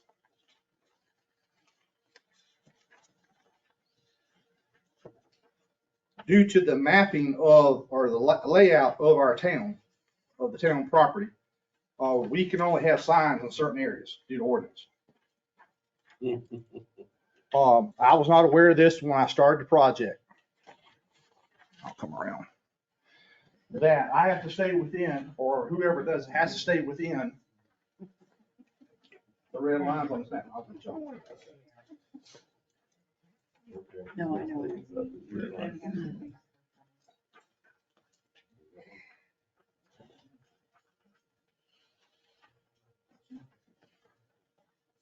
If you look at the map here of the station, you can see where the ladder truck tower is 17 side. The only thing we can do with a signage on that would be to attach it to the building. Because as you can tell with the red lines, there's really no place that we could put in. My hopes were to put a 2-pole sign on the Poplar Street side and out here at the intersection of First Avenue North and 17. But when I asked about that, it could not be done in the ordinance because it's not on fire department property. So my next backup plan was to look at attaching it to the firehouse. Because as you can see on this map, it's all concrete and there's no way to put it on the 17 side. On your, if you would look at your exhibits or concepts of your A and B of the 2-post signs on your pictures, I'm sorry. We are looking at concept B, the 2-post for the Poplar Street side, which if you look on your map, you can see where the red line comes across. You kind of see the corner of the concrete where the apparatus comes out. There's like a big dark square box with a palm tree there. Somewhere in that area is where we were looking at, because we have to stay inside the line. So we're looking at putting the 2-post sign on that side of the firehouse. So if you're traveling north or south on Poplar Drive, you can actually see a sign at the fire station passing for visitor guests. And you're looking, and that sign on that would read what you see on your concept B.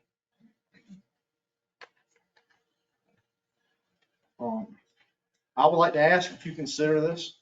I mean, this is the first time I've said it. This is probably one of the biggest thing I've ever done. And I mean, with asking for a fallen brother, you know, recognition. I mean, this is, you know, I know with all due respect, I know I talked with others council. I noticed the new council, they were all in favor of it, that it had to go before and do all this. I want to make sure that I follow everything right, do everything correctly, and present y'all, be transparent and be upfront, and y'all get the 100% of the correct information. Mr. Mayor. Mr. Stamey. I'd like to make a motion to approve the $25,000. Where's the discussion? Can I say one thing? Can I say one thing?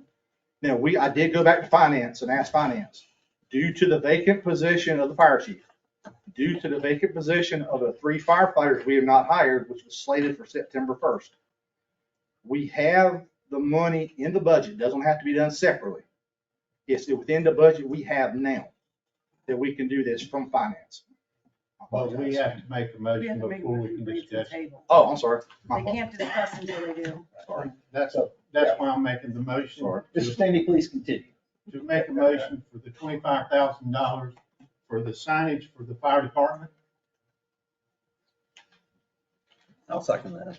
All right, we have a second. Is there any discussion? Mr. Mayor, Ms. Shawn?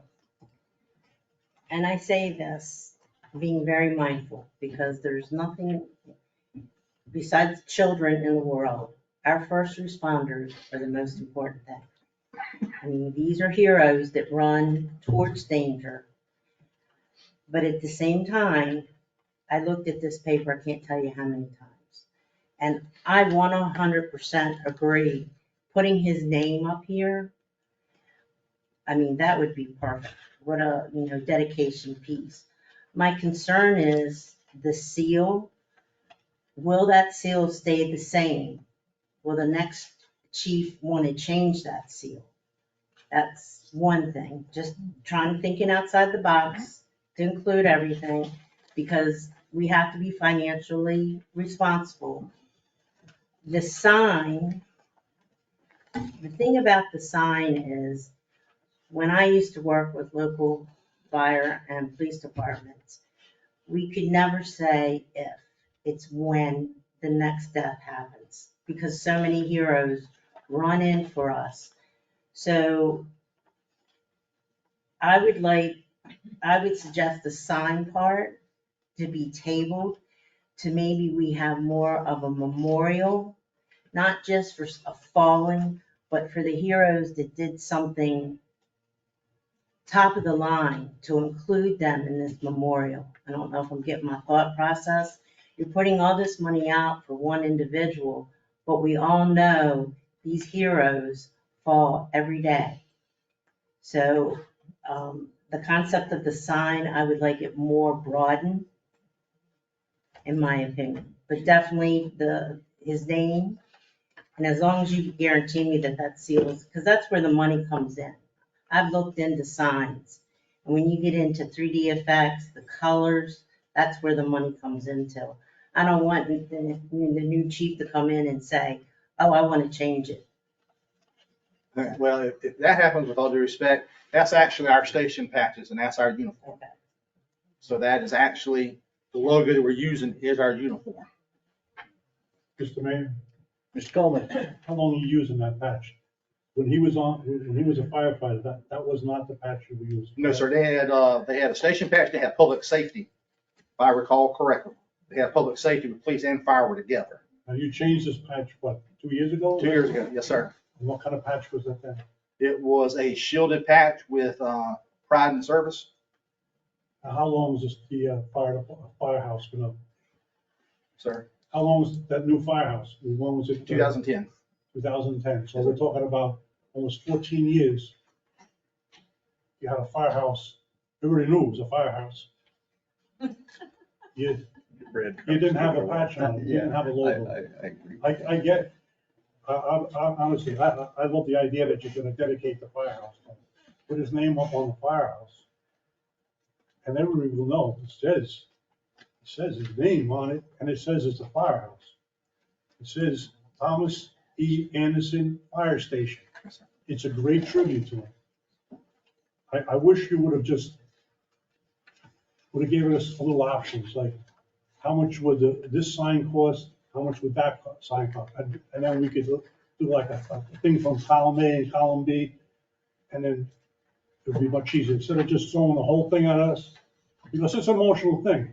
I know 40 guys that got killed in the line of duty. And it's a great thing that you're gonna dedicate a firehouse to. When Officer Hanchett died down the road, they named a couple of streets after him. That's correct. So I get about doing that, but I just wish you would have given us a little more itemized list on how much each would have cost, and then we could get the best package. And that's what I talked with Mr. Vincent about, and I was bringing forward, to move forward here, and I was gonna get 3 prices and get a expansion of everything it would cost. I utilize Tyson's because they've done the signs for the police department, what I've understood, the pier, and other towns and other signs in the town. If you look at all like the pier, the police department, town hall, even on the wall outside, there are signs recognizing what the building is, Civic Center. And I understand, I mean, everybody knows this is Civic Center, regardless of signs there or not. But I mean, with this up with the fire department, there's no signage whatsoever.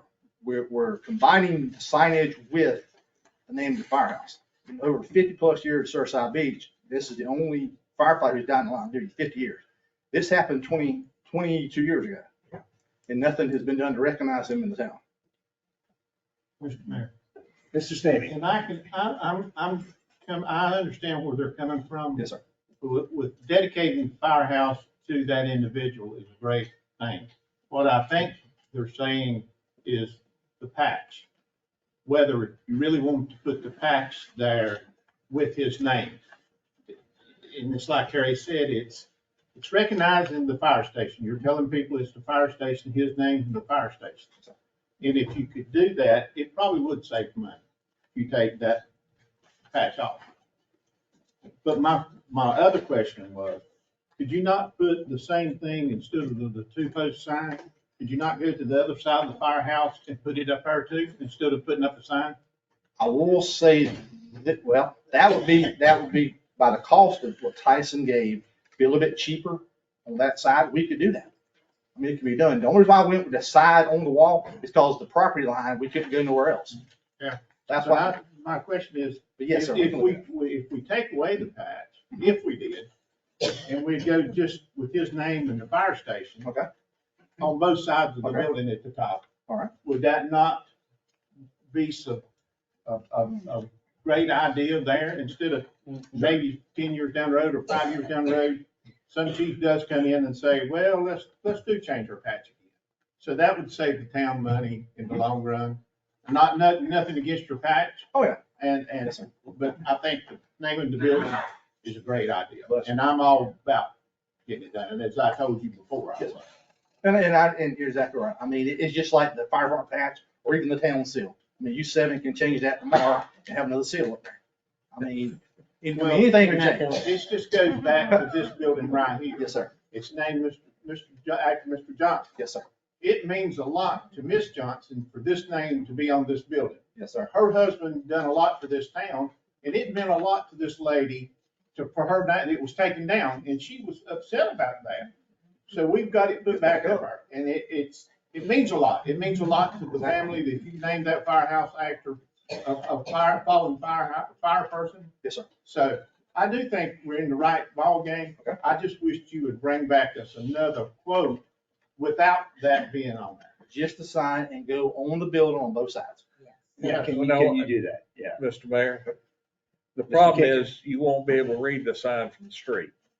You can read the sign from the highway because it's up high. But if you're down here and you're looking up there, you'll never see that sign up there. That sign needs to be street level. Is that On that side. That's the reason why I said, because it makes it level with the police department, and as you come around, all the signs are of equal as you come around. Well, I'm fine with going with the posted sign. I ain't against Right. that. I'm just saying which way would be the best way of doing that. Well, it'll be cheaper if you went on the building on both sides. I guess what I'd like to see is, I know it's a little extra work for Tyson or whomever you're working, but, option A, B, C, a sign, each one independent, sign on the front side, sign on the back side, two-post sign, whatever the other one's called, it's not two-post, the shield, what it's costing, just break them all down. If it's itemized, then I think we can make a lot more informed decision. Good night.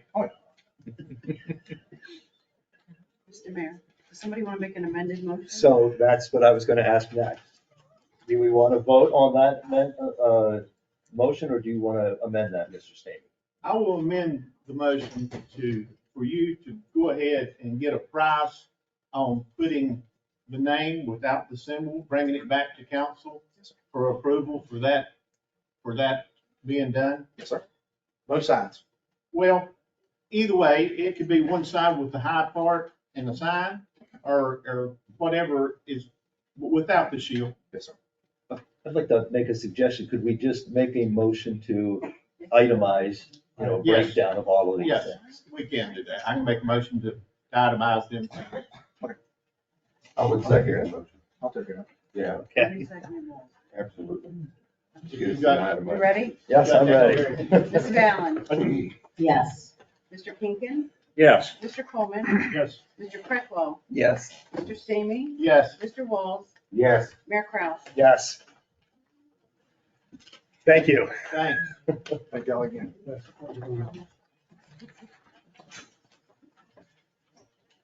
Committee appointments. We're still going. Hopefully, we're going to be picking up speed here. Most of these are, either reappointments, reapplications, or openings that we have. So I guess how do we best do this? This is, Well, Mr. Mayor, a lot of them aren't, we have, like, for the Keep Surfside Beautiful, we have more applications than vacancies. we do for that one, yes. So I don't know how we would handle Have to be done in Fair. person. Mr. Mayor, Mr. Krecklau. I'd like to make a suggestion to start with the easy ones. We have one for parking. We only have one opening for parking. We have two for ATAX. We have two ATAX openings. I say we vote for those three positions and go from there. Okay, Because those three are easily done, I think. Yes, and I believe we have 4 reappointments for the planning commission. So we do the reappointments first.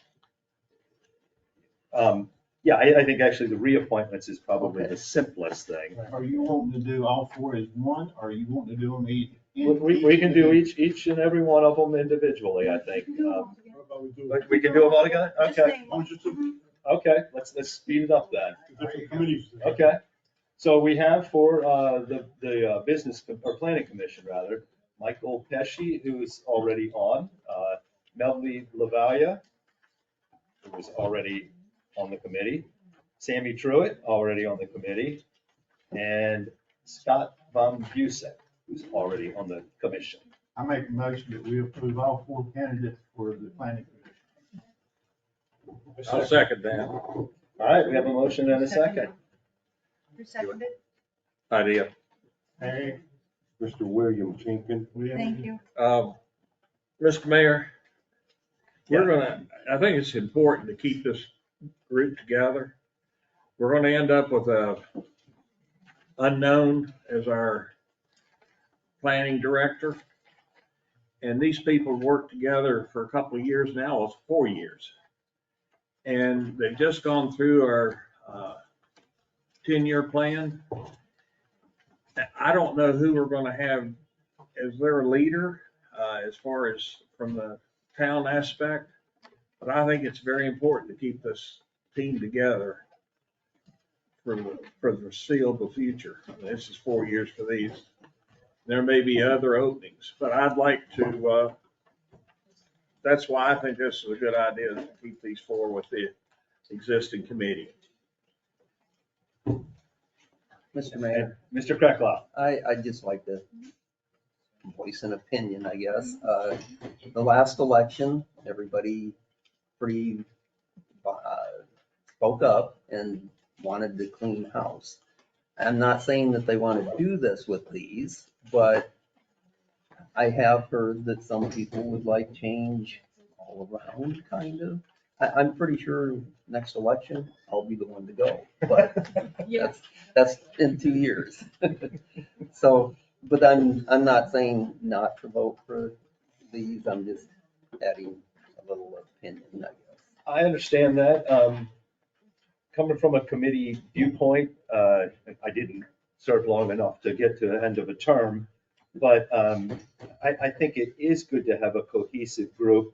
And if the people are performing well, if they're not, we should be doing something about it. So if they reach the end of the term, we have at least tacitly approved their work. And I guess as much as I want to get new people involved, I don't want to stymie anybody who, has been participating and wants to continue. That's just my personal opinion. Any other comments? It ain't broke, don't fix All right, then I guess we can poll for vote on those four. Ms. Fallon, Yes. Mr. Kinkin, Yes. Mr. Coleman, Yes. Mr. Cracklaw, Yes. Mr. Stamey, Yes. Mr. Walls, Yes. Mayor Kraus. Yes. Okay, I think we have the ATAX would be next, and we have 2 openings and 2 applications. We have three, we have the ATAX, we have one. One reappointment. One reappointment, yes, and then an opening. Only if There's two openings. Mr. Servant doesn't apply for it. There's 2 openings in ATAX? Yes. Oh, okay. Am I not correct? Yes. 2 openings, not including the reapplication. There's 2 vacancies, okay. Do we want to vote on these separately or take them together? Yeah, if we've got 2 openings, if Mr. Servant is interested in reapplying, then I guess he has to do that too. But we already have 2 openings, so we can fill these. So we have Phil Vassar reapplying and Robin Parton as a new potential member. Well, and another. Oh, okay, and Wendy Foster, yeah, he's got out of order here. Yeah, sorry about that. Yes. So, okay, so we have the 1 reapplication and 2 openings. So the other would be, yes, Wendy Foster. Well, we have three applications. But there's 2 openings, not counting the reapplication, is my understanding. So that we can accept all 3 of these at once. Okay, gotcha. Mr. Mayor, I make a motion that we reappoint Phil Vassar and appoint Robin Parton and Wendy Foster to the Accommodation Tax Advisory Committee. I'll second that. All right, we have a motion and a second. Any discussion? Yes. Mr. Coleman? Mr. Servants, who has served on the ATAX committee for numerous years. I don't know if we should fill his spot just because if you got to fill out. He didn't say he didn't want to be. There's a lot of people who forgot to put in the paperwork, and we actually got it today. I don't know if anyone reached out to him to find out. So I would hate to eliminate someone off a committee because We're not- they didn't realize. I don't think we are. We have, That would be another position. We have 1 reappointment and we have 2 empty spots. I don't think we do. Yes, we do. We have 2 open on ATAC. Yes, we do. 2 openings? So we're not, Sure, we still, reappoint? 1 reappointment and there's 2 openings. Yes. Sure. Yes. I mean, that's fine. I'm just looking at Sherry for that confirmation. yeah, and that's what you're saying, correct? Correct. Yeah. So we've been letting these things sit for quite a while, so, I yeah. know. Yeah. So I don't think we're doing anything wrong. One thing, no, wait a minute, because I have 2 vacancies. Plus the reinstate. I don't think it's fair. I think it's real. But if there are 2 openings, it would be right. But yeah, if it's, If it's too. that is my understanding. I'll wait.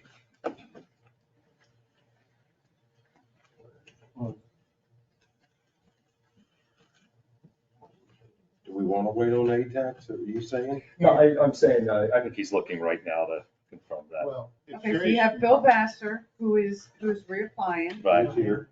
You have Mill Servant who's up, who hasn't reapplied. I can't say why, I'm just saying we don't have an application that he reapplied. Right. We should reach out. But we're not filling his position. And with that, there's 2 openings. I'm Is that what looking you're at, saying? If I'm looking at the website right now. If It somebody's says one term is vacancy. up and you're reappointing people and you're appointing new people, why would you not fill an expired term?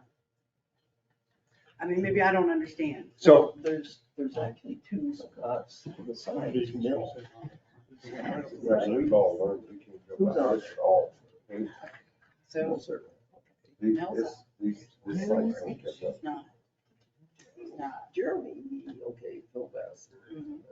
And there's He actually- reapplied. He's not up and you have a vacancy.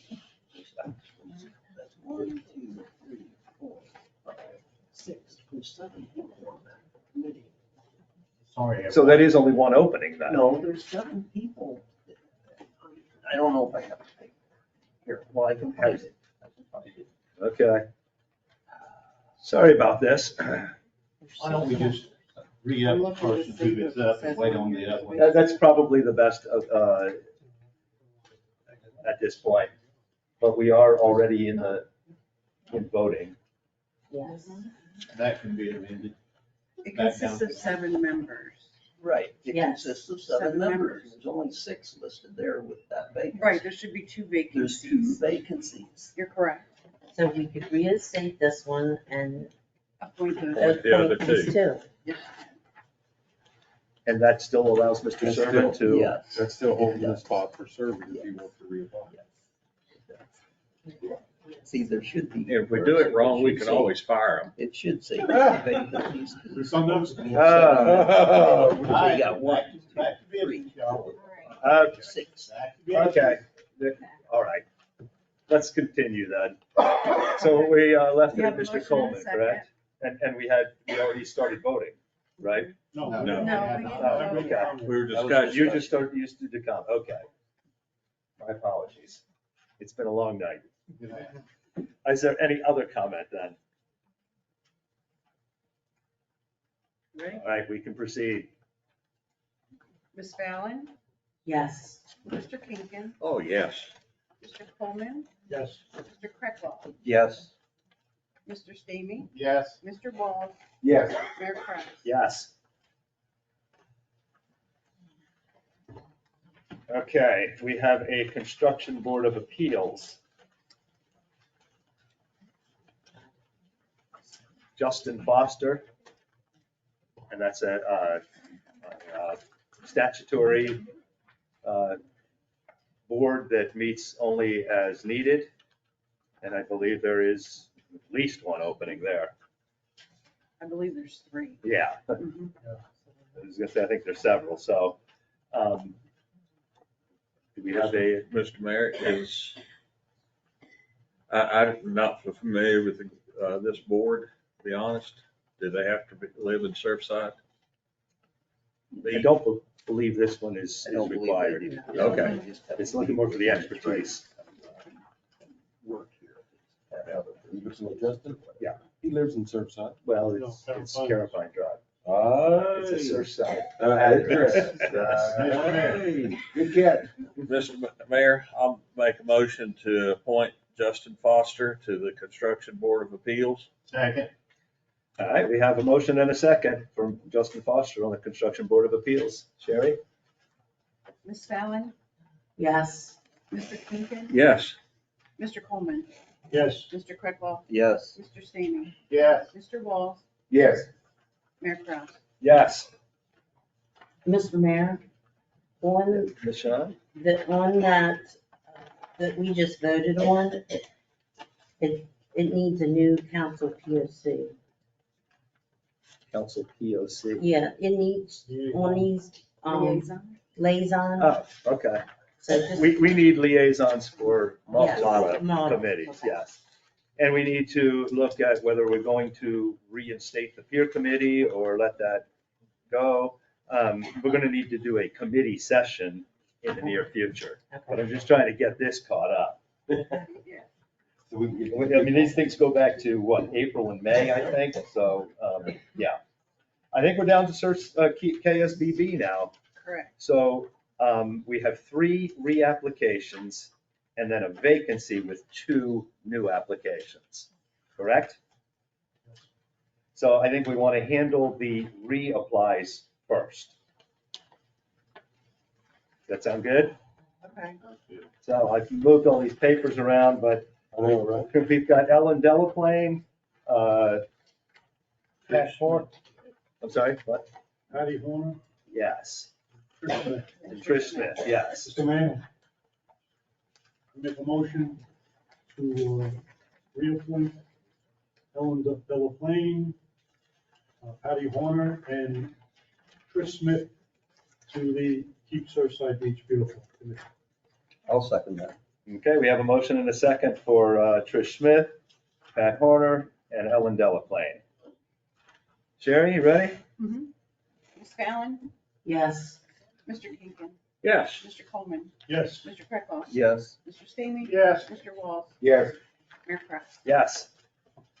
And then we have the two new members, or two potential members applying, How many openings? and one opening. One opening.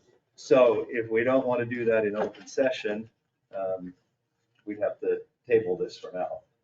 We don't have this called out as an executive session item today.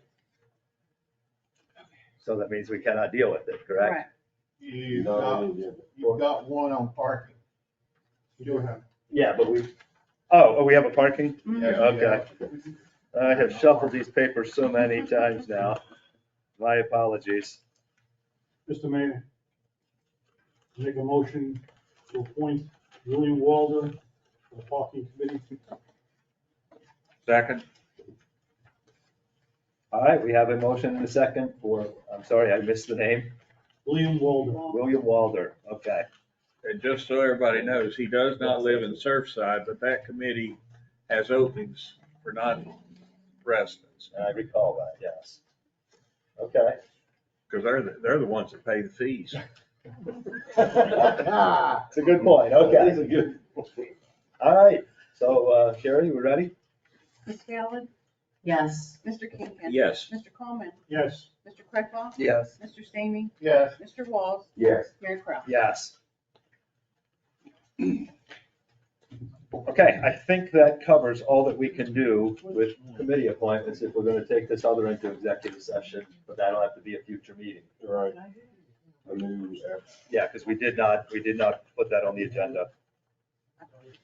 Is it the top? Probably on the phone. With that, we are ready to move into the pier construction contract. Councilmember Stamey. All right. Pier construction contract is what I would like to do, what I'm bringing up before you. I'm going to make a motion to appoint our attorney to put consensus on notice of these late fees of, supposed to be $500 a day for delays. And I'm wanting to put the attorney on notice to write up the documents for this to be sent out to them, to let them know that we're tired of waiting on them and we want to do something about it. However it needed to be worded.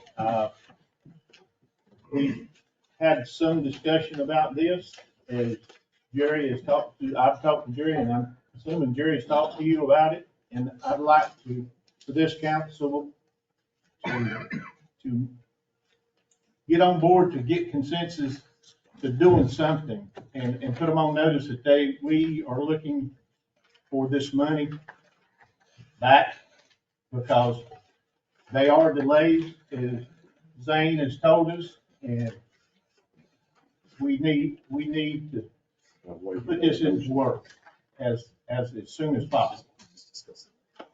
Well, we need a second. So I'm going to make the motion to appoint the attorney to do this paperwork, to put consensus on notice. I will second that motion, so.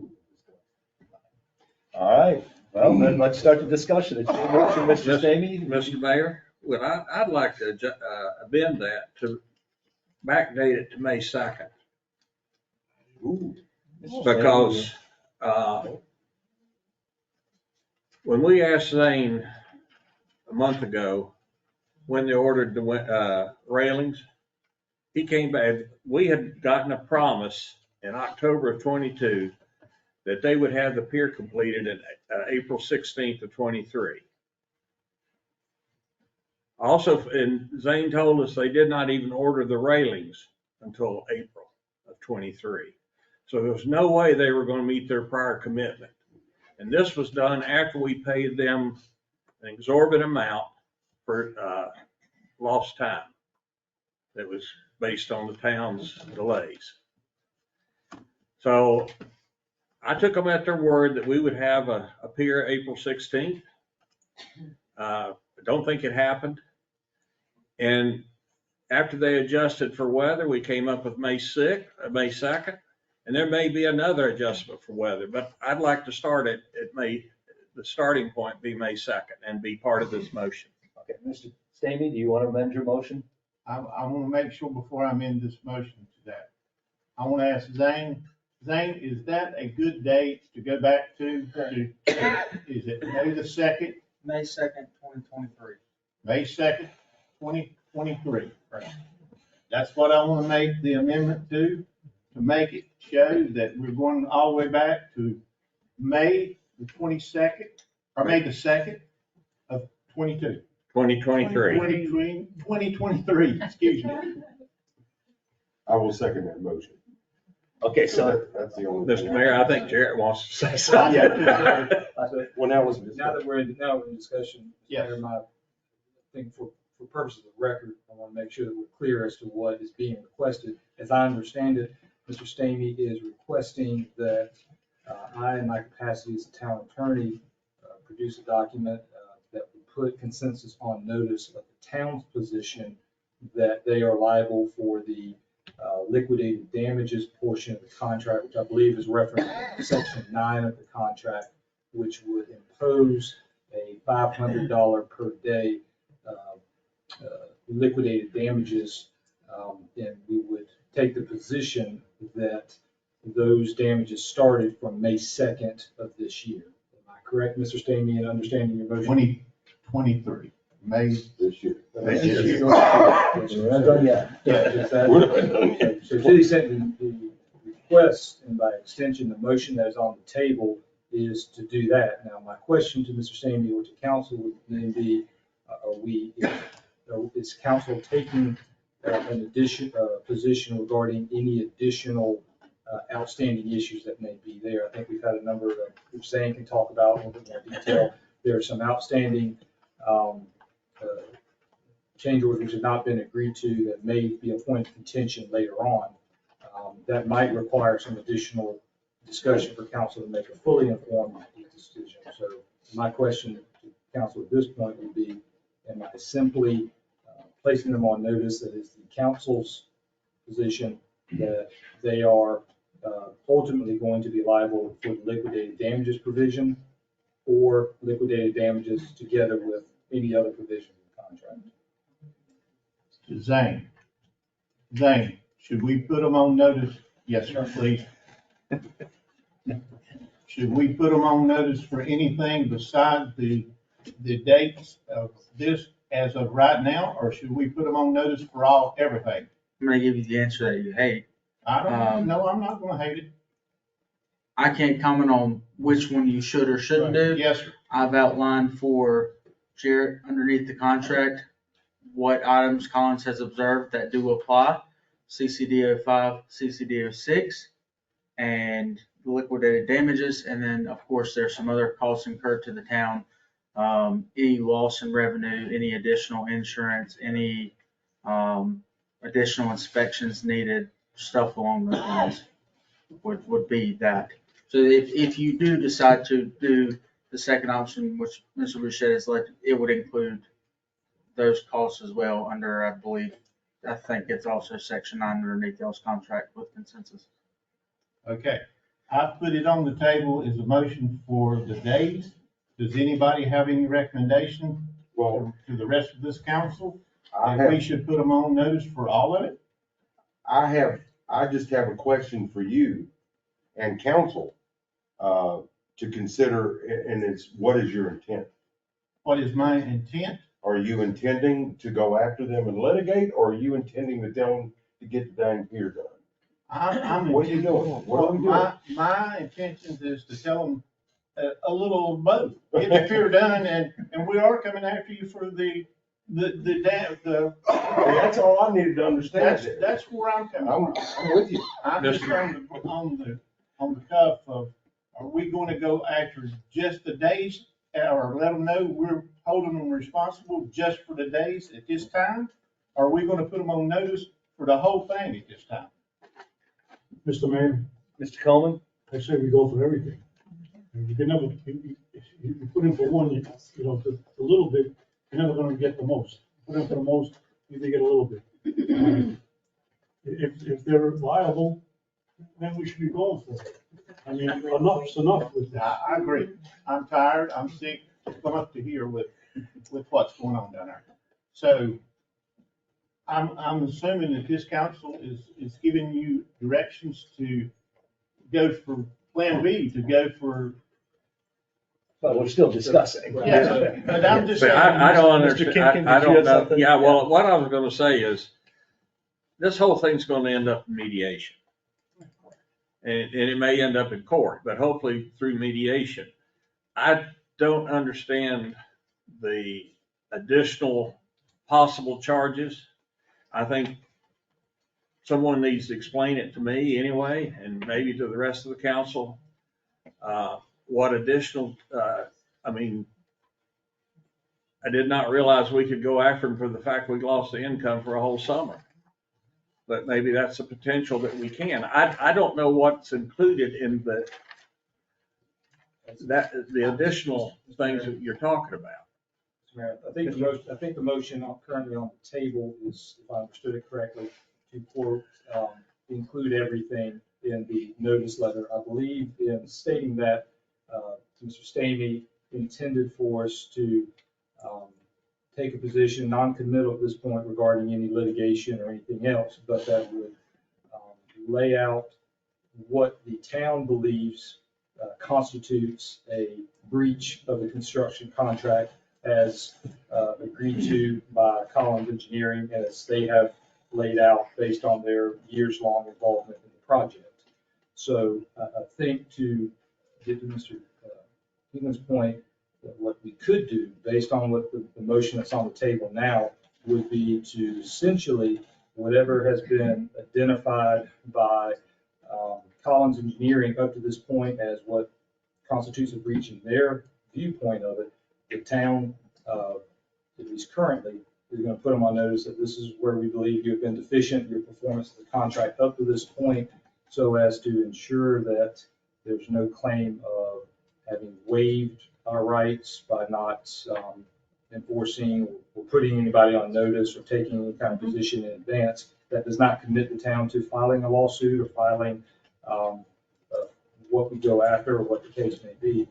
But I think we could do a few things. One, we could achieve what I think Mr. Stamey is trying to accomplish, together with not having to go in and delve in and have council parse what provision of the contract we think they may have breached at this time. So I would, I think to answer Mr. House question, that may be a way to look at it. If you're concerned about voting on his motion, which is to include everything, which I think includes any recommendations that they have as to what constitutes a breach. And what you will do is draw up a document to put them on notice that we potentially could go after that of any of it, or we're not suing them, or we ain't filing a lawsuit against them. We're just putting on notice at this time. What I would plan to do, based on what I understand your motion to be, would be that I would send essentially just a letter that says, as this project is winding down, is the position of council that, and of Collins Engineering, that you have been deficient in your performance of the contract in the following provisions. And that would be basically whatever Collins has outlined here. You don't have to go into great detail this evening, but that would go on notice and outline our position. It would not commit us to any future action one way or another. And that's what I would plan to do based on how I understand your motion. Yes, sir. That's where I'm coming from. Okay. I want to put them on notice that we ain't forgetting about them. Has that been seconded? Yes. Yeah, yes, it's been seconded. We're in discussion now, so, yeah. My question, I guess, is just an open question. Are we inadvertently going to cause a problem in this last month of getting this done? You know, the short answer would be it shouldn't. Now, whether or not, it's somewhat in consensus ground, I don't see any way in which they would be justified in doing it. That wouldn't stop them from stopping, I think that they would just outright stop by having put on notice of what we already believe is proper under the contract. I think that would probably open up more problems for them than not. So my guess would be that wouldn't seem to be the prudent thing for me to do, but that's obviously out of my control. That's going to be in the consensus control as to how they respond to it. Mr. Kreckloff, go ahead. Well, I'd just like to say that I don't see what purpose it really serves. I think they want to get done as much as we want them to get done. Telling them that we may sue them, basically, is what we're saying, it pretty much goes without saying. I just don't see, it has no teeth, really, in it. I think we should just let it go its course, and then once it's done, then we start talking about what needs to be done to recoup any costs. Right. The only consideration of that, and there's certainly consideration as to at this late stage, not rock the boat for lack of a better term, that's certainly a decision that could be made.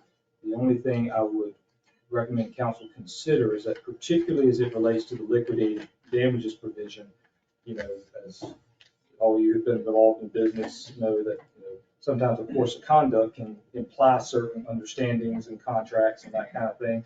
And I would not want there to be an argument that council implicitly moved back the start date based on, the fact it's been so long and conduct was going forward and we had some new agreement. I don't think that would be a super strong argument in this case anyway, but to sort of eliminate that and make clear that, no, we've never taken the position that the completion date has been moved past May 2nd. We view you as to be in violation of that provision and the liquidated damages.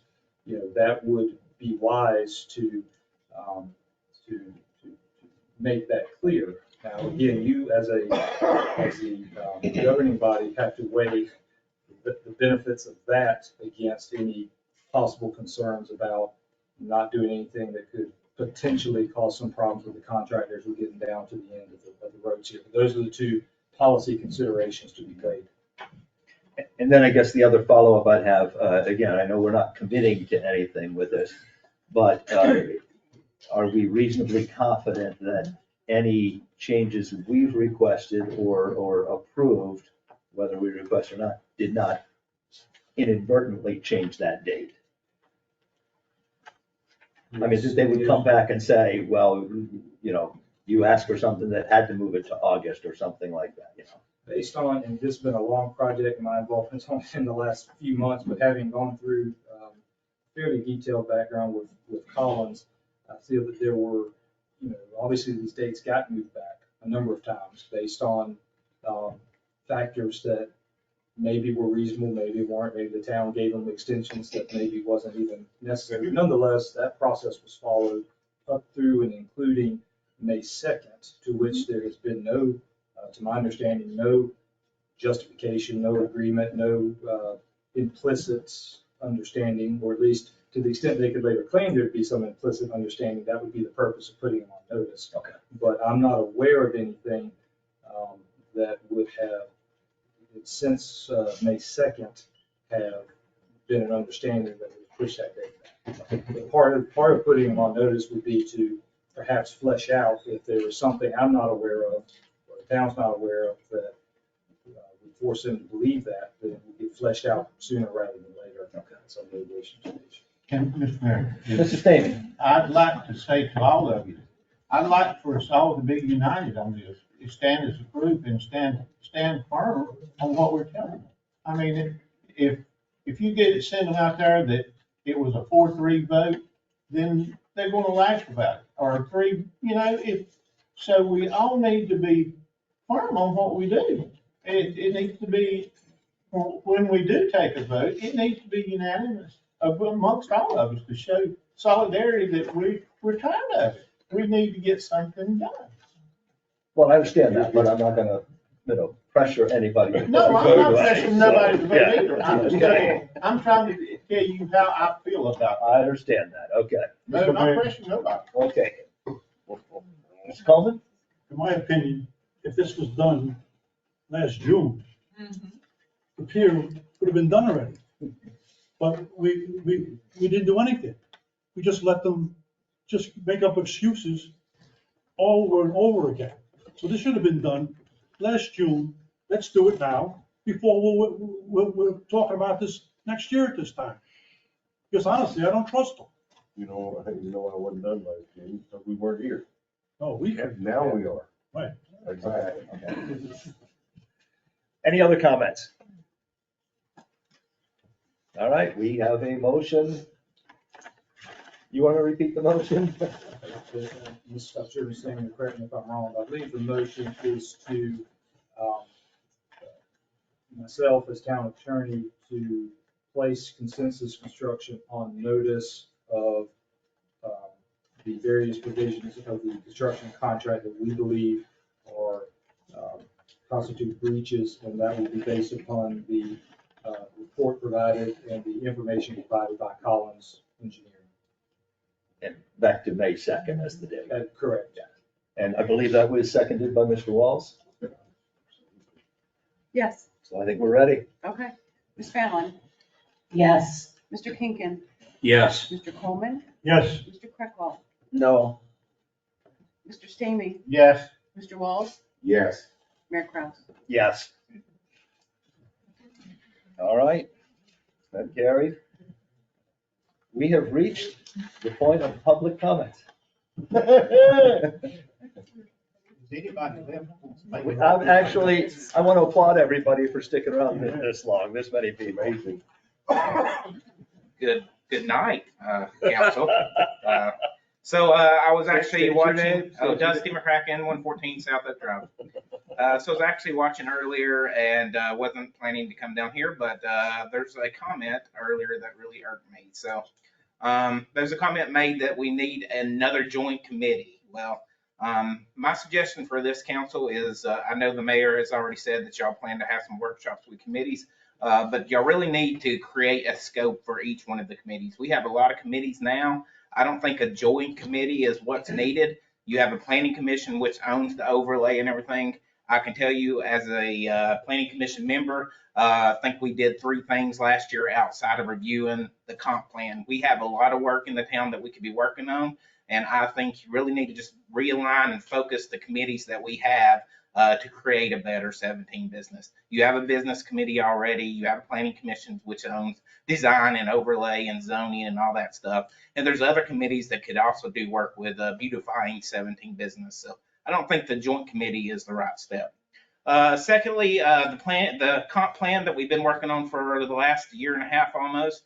I'm glad that y'all reappointed the normal planning commission. We really work well together.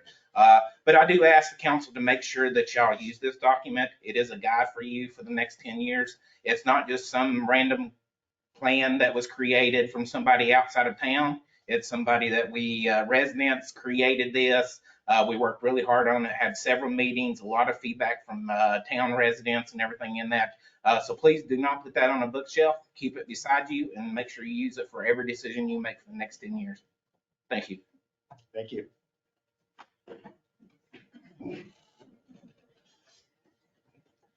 Judy Henyon, 11th Avenue North. There's one thing that I'd like to point out, or you might want to check on. I already have. You need to find out if there is an active hazard, fire, and liability insurance policy on the pier and the pier structure. I think you'll find there is not. Also, the platform ladder truck that we have in town is a Quint. I think it was stated previously that it was not, but it is a Quint. Also, at the initial ISO inspection, the level was reduced because there was a lack of inspections and there was a lack of training in our fire department. It was stopped. We also, at the point in time the initial inspection was done, we had a reserve fire truck. At this point in time, we do not have a reserve fire truck. And when ISO finds that out, it's going to drop the rating further. In addition, if the ISO inspector hears that we depend on a rescue truck that has 2 firefighters, we will drop to a 10. You may want to put that in your planning and look into how you would like to handle that. Because all we need is somebody to blurt out that, or if they come on a day when the rescue truck is out and we don't have those 2, then our ISO rating will drop to a 10. Thank you for your consideration. Thank you.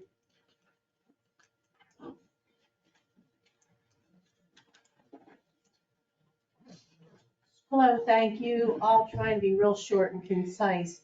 We do want to have a Name and address, please. Patricia Magliette, 104 Harbor Lakes Drive, Surfside. We want to make sure that our comprehensive plan is good. That's all well and good, but it sounds like new sidewalks and a lot of new things to gloss us over, bring us up to speed, and that is all good. But my first consideration is our police department and our fire department. How are we gonna have a town that is up to speed in a popular way when we are not having our police force at 100% and not having our fire department at 100%? No matter how much we want to comprehend this town to be the best it can be in 10 years, our first opportunity, our first important foundation should be the police and the fire. And I go with that and table everything else like sidewalks and whatever else after we get the police and the fire department taken care of. Thank you. Thank you.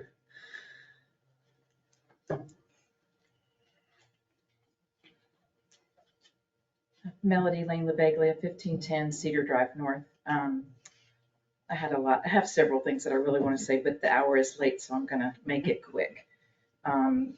To all of you department heads and staff, you guys, we've had to deal with so much change, so many difficult issues. You know, just thank you. You're all keeping it professional and doing the best to protect our town and make us look good and make us feel good. Me and my household really appreciate it. That goes for the new town administrator, for Sherry. To the town council, I want to say that thank you to those of you who ran for council and for keeping it civil for the most part. That is much appreciated. You're gonna have many issues that you don't agree on. That's okay. We don't expect you to agree on anything. We expect you to discuss it and do what is best for our town and come out and support whatever decision that you make. So thank you for that. And also, thank you for having the insight to recognize Ms. Johnson and what Mr. Johnson did for our town. We need, and for also trying to get the minutes back online. We have a lot of new people on council. That's fantastic. We need to not forget the history of this town because these folks are the ones who made us who we are. They are the reason that we are an incorporated town today. So thank you for doing that. Thank you.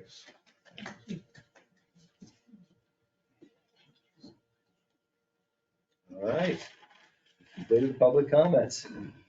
We can move on to town council discussion comments. And I'm gonna do it alphabetically again, but this time by first name, and I'll use the informal. So Mr. Bill Kinkin, please start.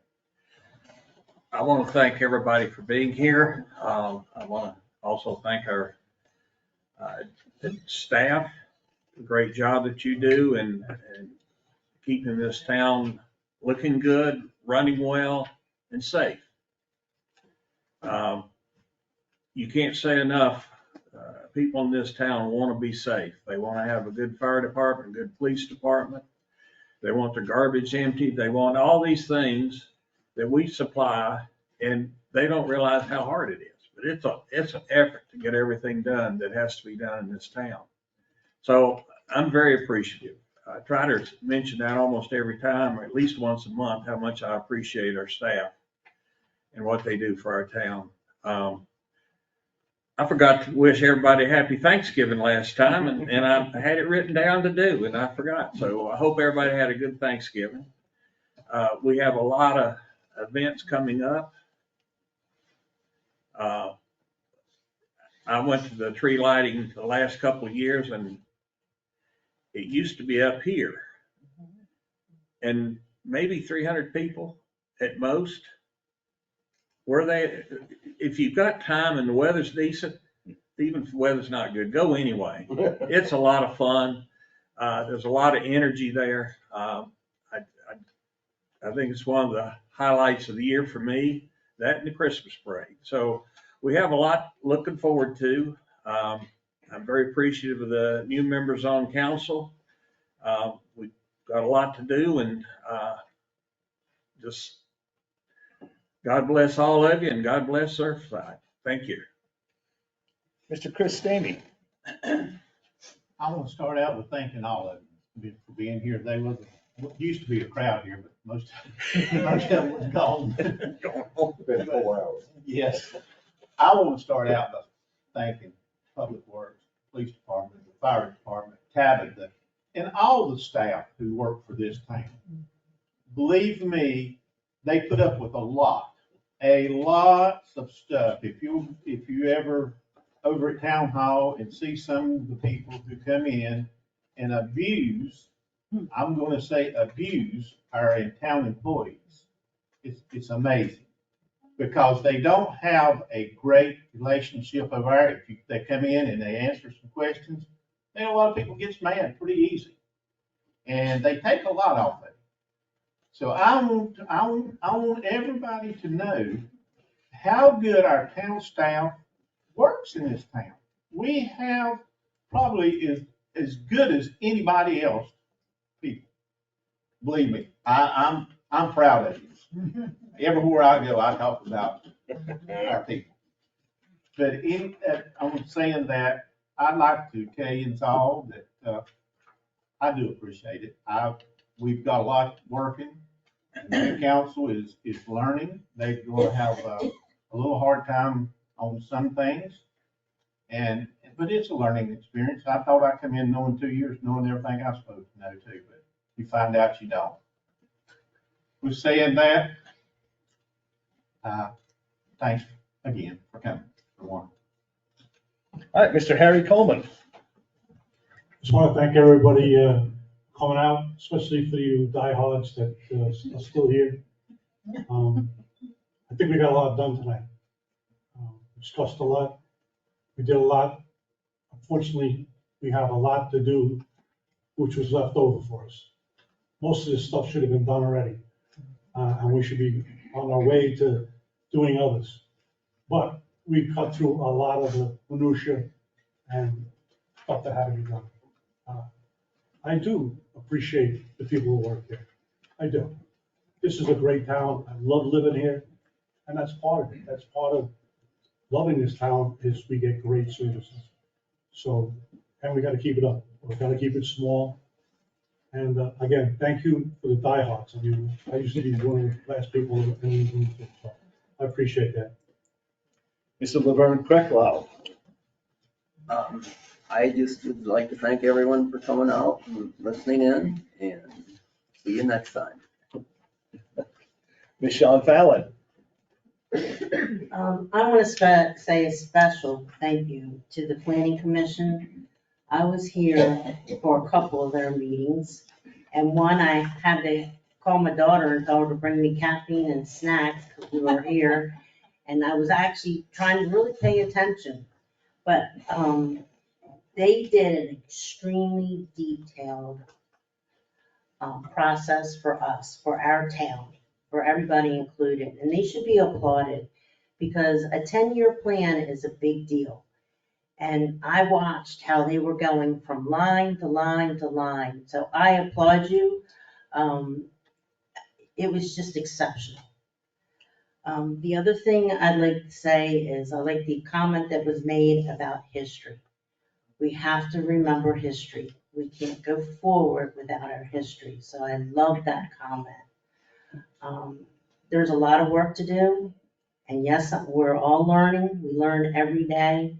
But at the same time, we have to remember we're a small town and we have to act like a small town. So we need to address people calmly. And I know I'm at fault at that for one, but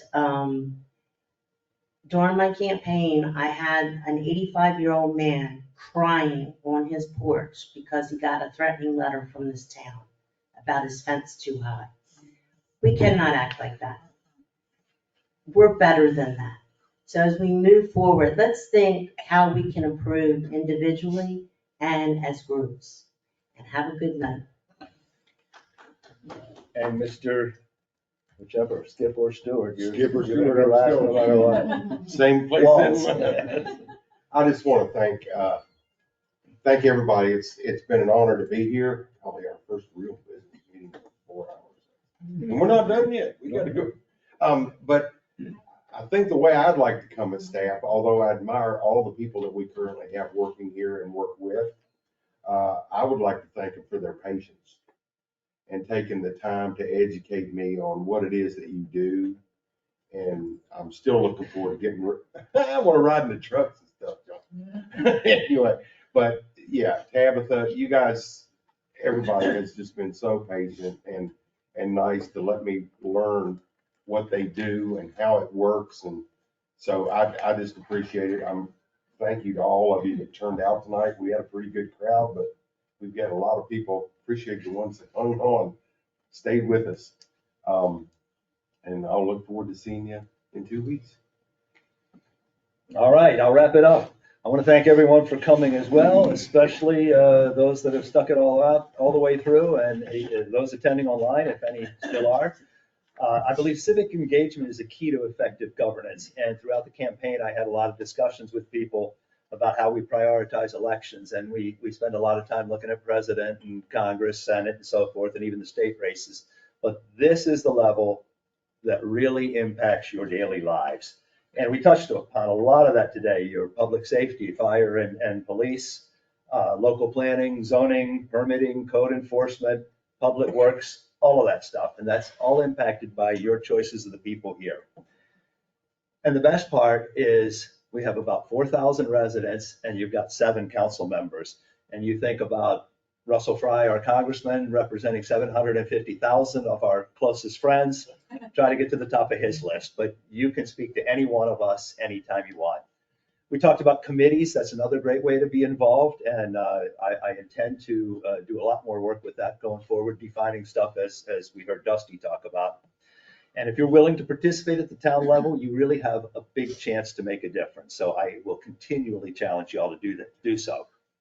I hope everyone enjoyed Thanksgiving holiday, and I offer my heartfelt wishes for a wonderful Christmas season. I'm going to be doing the Christmas tree lighting this Saturday, rain or shine.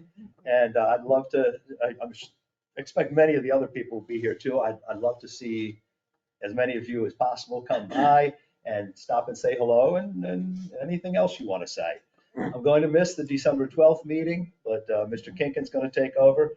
My wife booked a cruise for us before I even decided to run. And I'm going to honor that commitment the same way I'm going to honor every commitment here. So I'm skipping that meeting. But I just want to, so I won't be back until January because we won't have a second meeting. But I just want to wish everybody a happy and blessed Christmas season. With that, I'll entertain a motion to adjourn. Well, into executive session. Mr. Mayor, I make a motion that we adjourn to executive session under the FOIA, under the section 30-4-70A2 to discuss peer lease. Do we have a second? I'll second it. All in favor? Aye. This portion is, this 40. We will reach out.